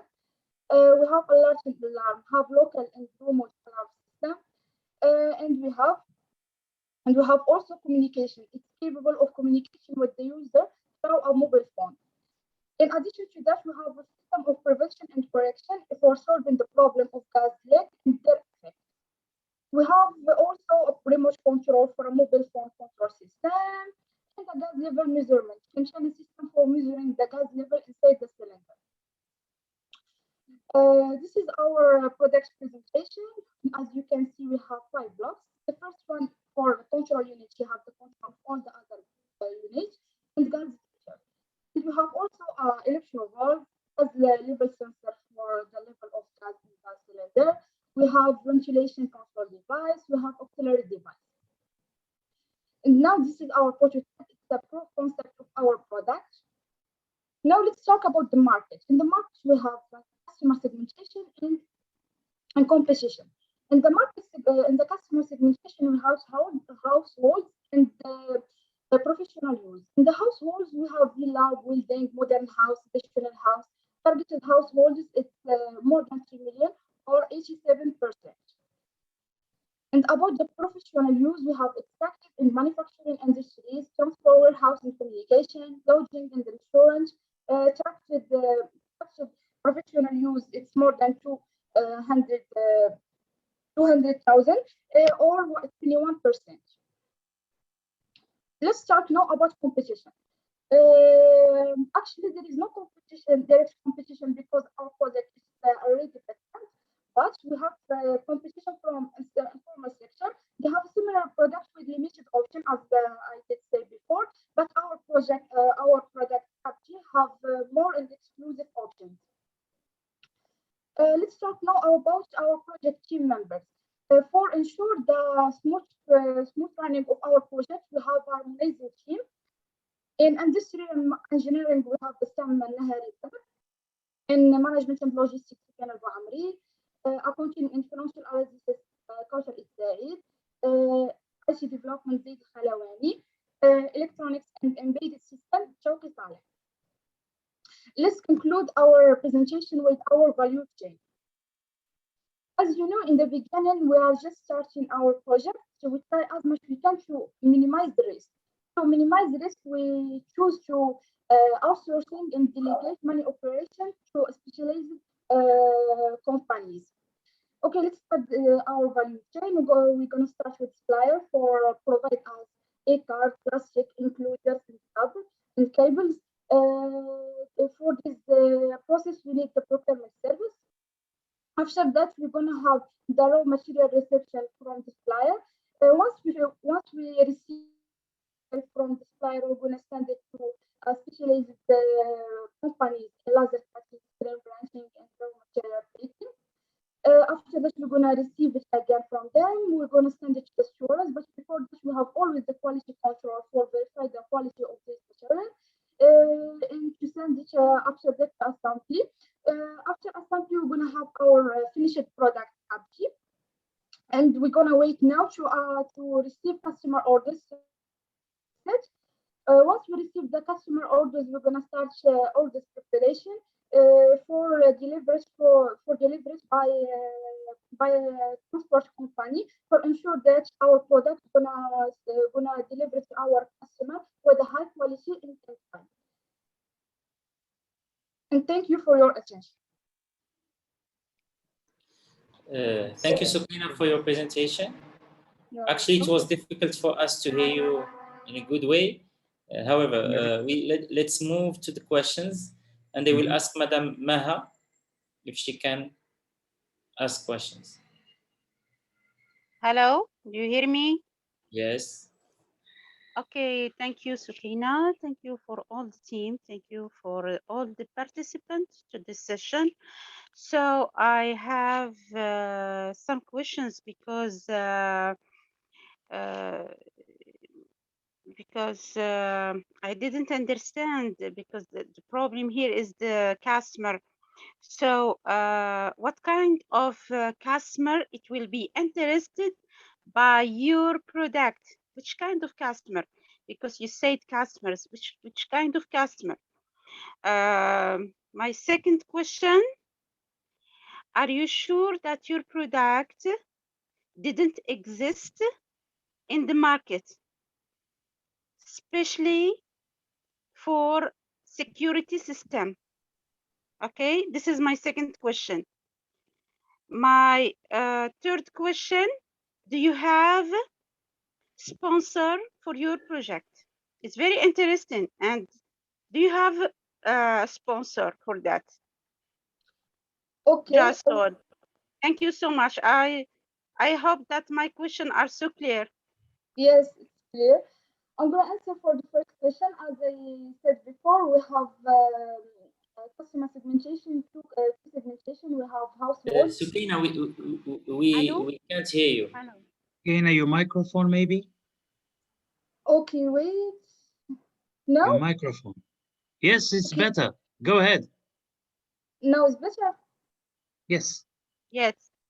Okay, for the first question, about our customer segmentation, I said before that we have two customer segmentation. We have households and professional use. In household, we have, for example, the people who live in villa, in modern house, and traditional house, and we have the professional use, for example. Extraction and manufacturing industries, transport, warehouse and communication, lodging and restaurant. This is our customers. Okay. It means that you need a smart building construction. Is that? No, it's for the modern and the traditional house, not only for the modern. We can have it in the traditional house. Okay. About the second question you asked about if we can't remember the second question. My second question is, are you sure that your product didn't exist in the market? Okay. No, I said that we exist other product informal sector with limited options. We have only detection and alarm alert, but our products have more than this. It means what's your only value? I mentioned before that we have more than alert and alarm. We have also communication system. It's capable of communicating with the user through mobile phone. We have prevention and correction system for solving the problem of gas leak and their effects. We have remote control, have a mobile phone control system. We have a gas level measurement and chain system for measuring the gas level inside the cylinder. Okay. And my third question was about sponsorization of your project. No, we don't have it yet. Okay, thank you. You are welcome. Okay. Can I add something, Dr. Hafidi? I prefer that our India partner. Okay, go ahead. Dr. Saira? Nothing from my side. Professor Hemchandra or someone else from the Indian side. If you don't have question, I will let my colleague Jamal ask a question. Okay? Yes. What would interest me, I mean, in your device is an embedded monitoring gas leak device via mobile phone or handset.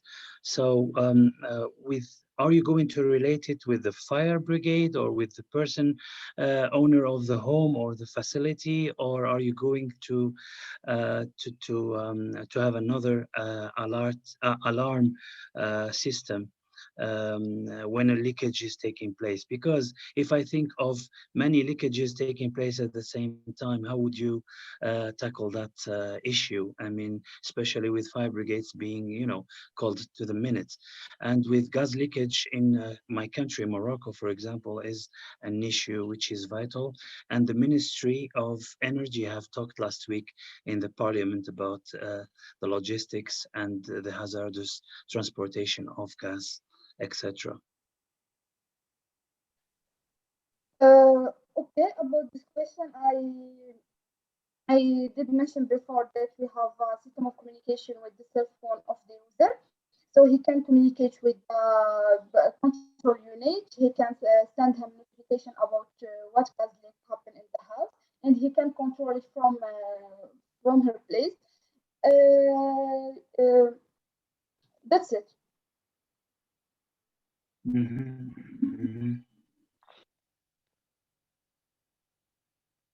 Thank you, Sukaina. Again, it's really difficult to hear you. So I hope that tomorrow, gonna have a final, that you will find a way to have a good connection, because otherwise we cannot understand what you.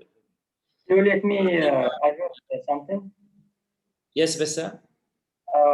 Il activate un système de ventilation for reduce the risk. It also can be make a call for emergency service for make intervention. Don't in the case of fire, for example. Okay. Okay, Bassam, thank you very much. Okay, thank you. So thank you for your presentation. Last presentation. We still have 2 missing projects. So we have Team 6 from Woxsen University, Team 14 from Morocco. Yeah, I'm here from Team 14. Team 14. Ayub, are you ready? Okay. You can go ahead. Yes, sir. It's better now. Yes. Yeah. Load your presentation. Okay. 1 moment. It's clear. Full screen.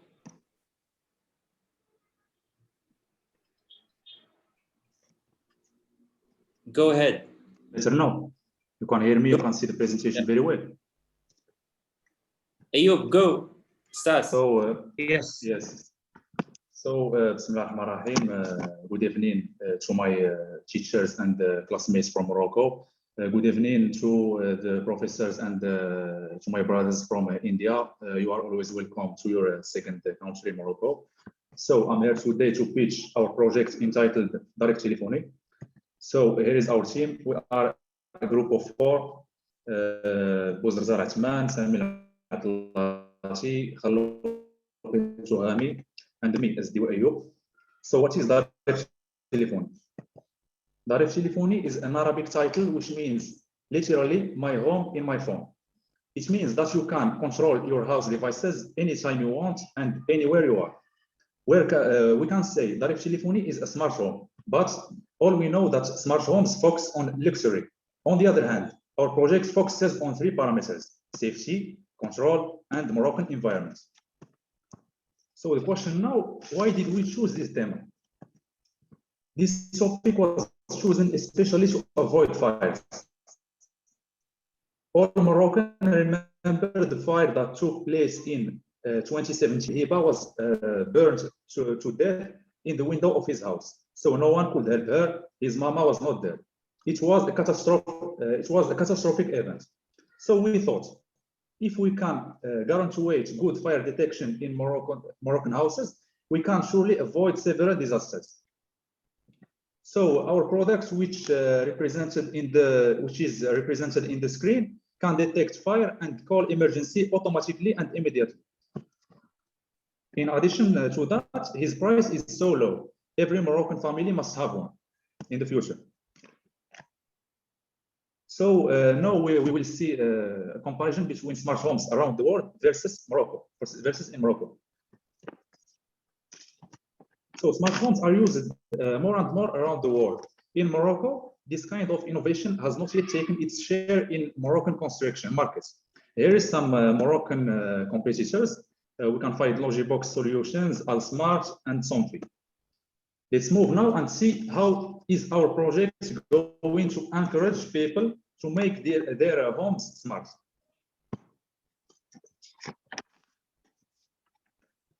As everyone knows, the human mindset is always resistant to change, especially the Moroccan one. This is why we aim through this project to bring users a gradual and not a radical change.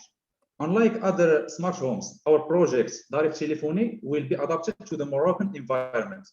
It aims to give the choice to user to control one or more parts of his house, according to his need and according to his purchasing power, of course.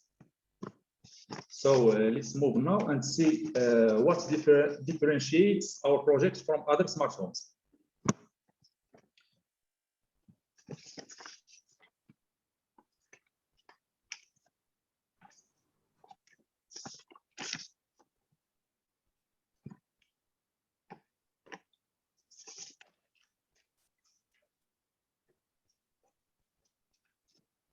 So we aim through our project to use clean energy instead of fossil one. For example, we can use a heat pump instead of a fossil energy boiler, and there are some benefits of that. It requires little maintenance. To cover 100% of need, a heat pump consumes around 30% of electrical energy, the remaining 70% being drawn from nature. It generates 3 to 4 times less carbon than fossil fuel boiler, and finally, a heat pump pays for itself quickly, around 5 years. So according to that, we will move to we'll move to a little story. I remember last year, one of our neighbors was traveling so far. He was so far from his home, and he was obliged to return just to water his plants. On the other hand, he could do it by a simple touch on his smartphone with our application Direct Telephone. So that's just an addition.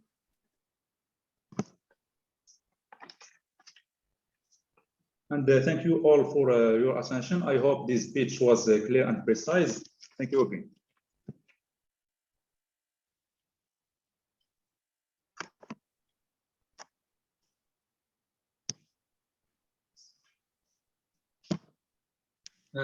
If I go to the question very in a nutshell, yes. Yes, Mr. Jamal.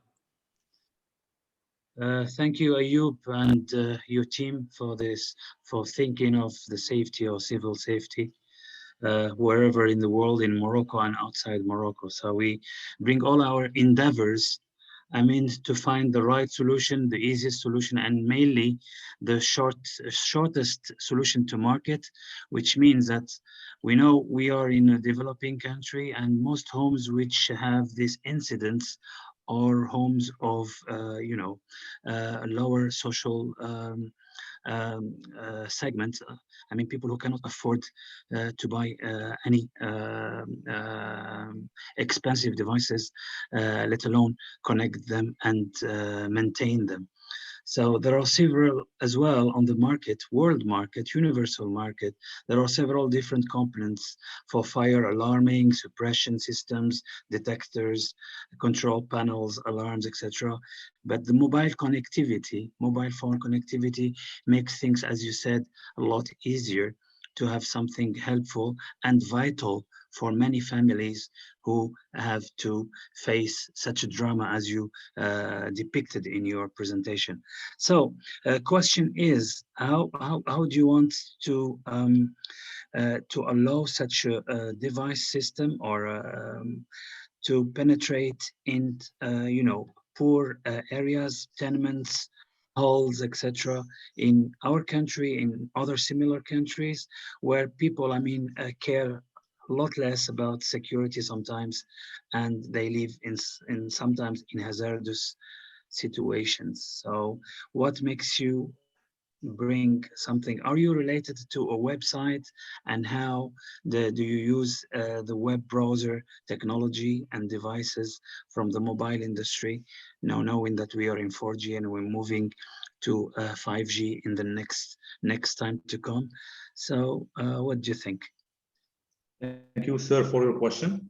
Concerning the first part of the question, as I just mentioned, unlike other smartphones or projects, will not be something as luxury.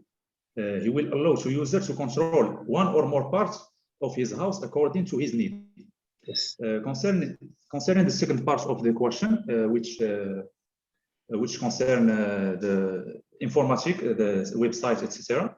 So we are a group of 4 here, but we are working on this project with 5 persons.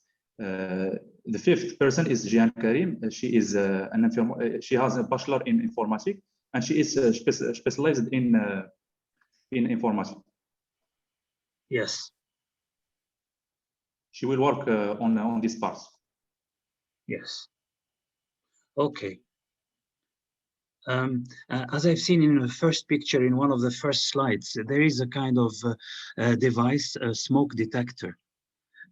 Is there an? I think you were in the position maybe to relate it to a mobile phone automatically.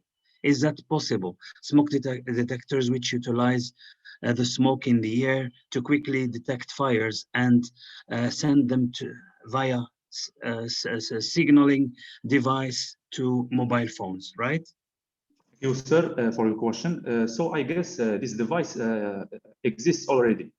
We will not manufacture this device, but we will import it from AliExpress, for example. Yes. So it's something innovative, you mean, in your device? Yes, sir. What is innovative about it? What is innovative about your system or device? It's not something which makes it accessible to everyone. Yes, it's not something technologically magical, but what differentiates our projects from other smartphones is the low cost. It's adapted to the Moroccan environment.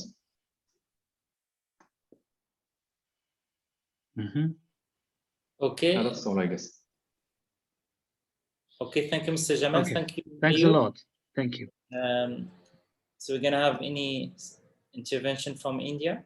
No, nothing as of from my side. Thank you. No. Okay. So thank you, Ayub. You can unload your presentation. Yes.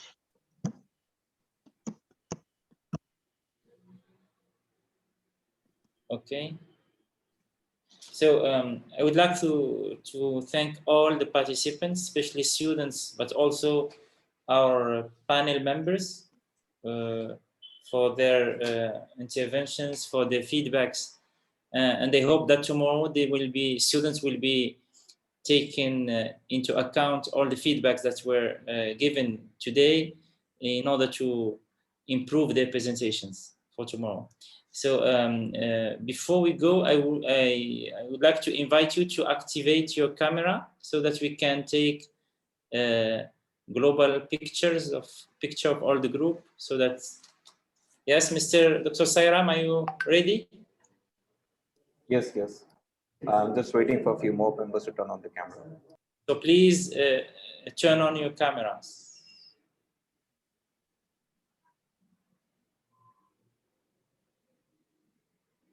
Yes, please, all of you.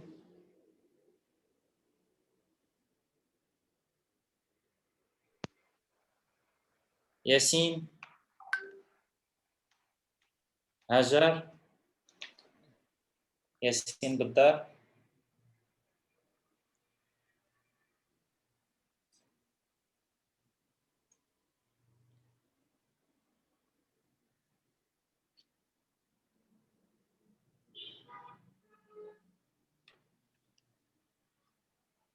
Dr. Sayram, is this okay? Yeah. Thank you one and all from India as well and from Morocco side. So, thank you very much. We're gonna see you tomorrow. I will ask Dr. Sairam and Dr. Himachandran to stay in order to fix few elements for tomorrow. So thank you all and see you tomorrow. Thank you. Thank you to everyone. And I would like to thank Javed sir also for spending his precious time with us in this particular event. Thank you, sir. Thank you, Javed. Yeah, thanks, Hamad. We need your presence tomorrow also, sir. Thank you. Many Sure, thanks. sure. Thank you.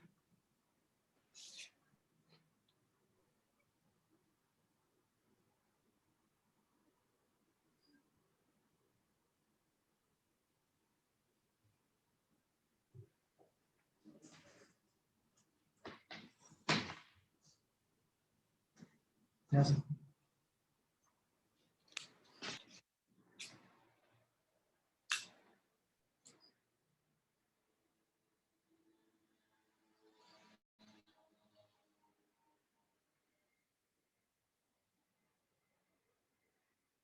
So Dr. Sairam, would you please maybe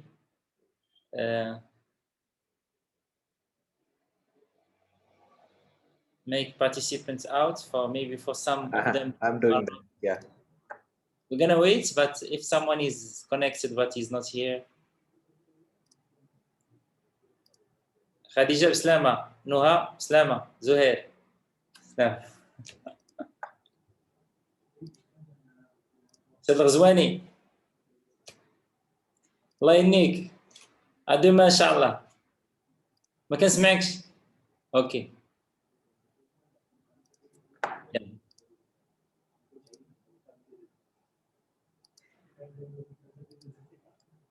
Yes, sir. Perfect. Okay. Hence, don't add anyone, please. I've just kept them in meeting room so that they can exit the meeting from there. Where is this guy?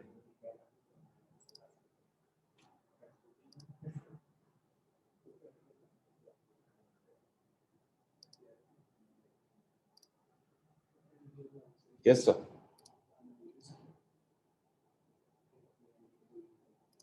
Professor Yusuf? You can stop recording. Yeah. Yes.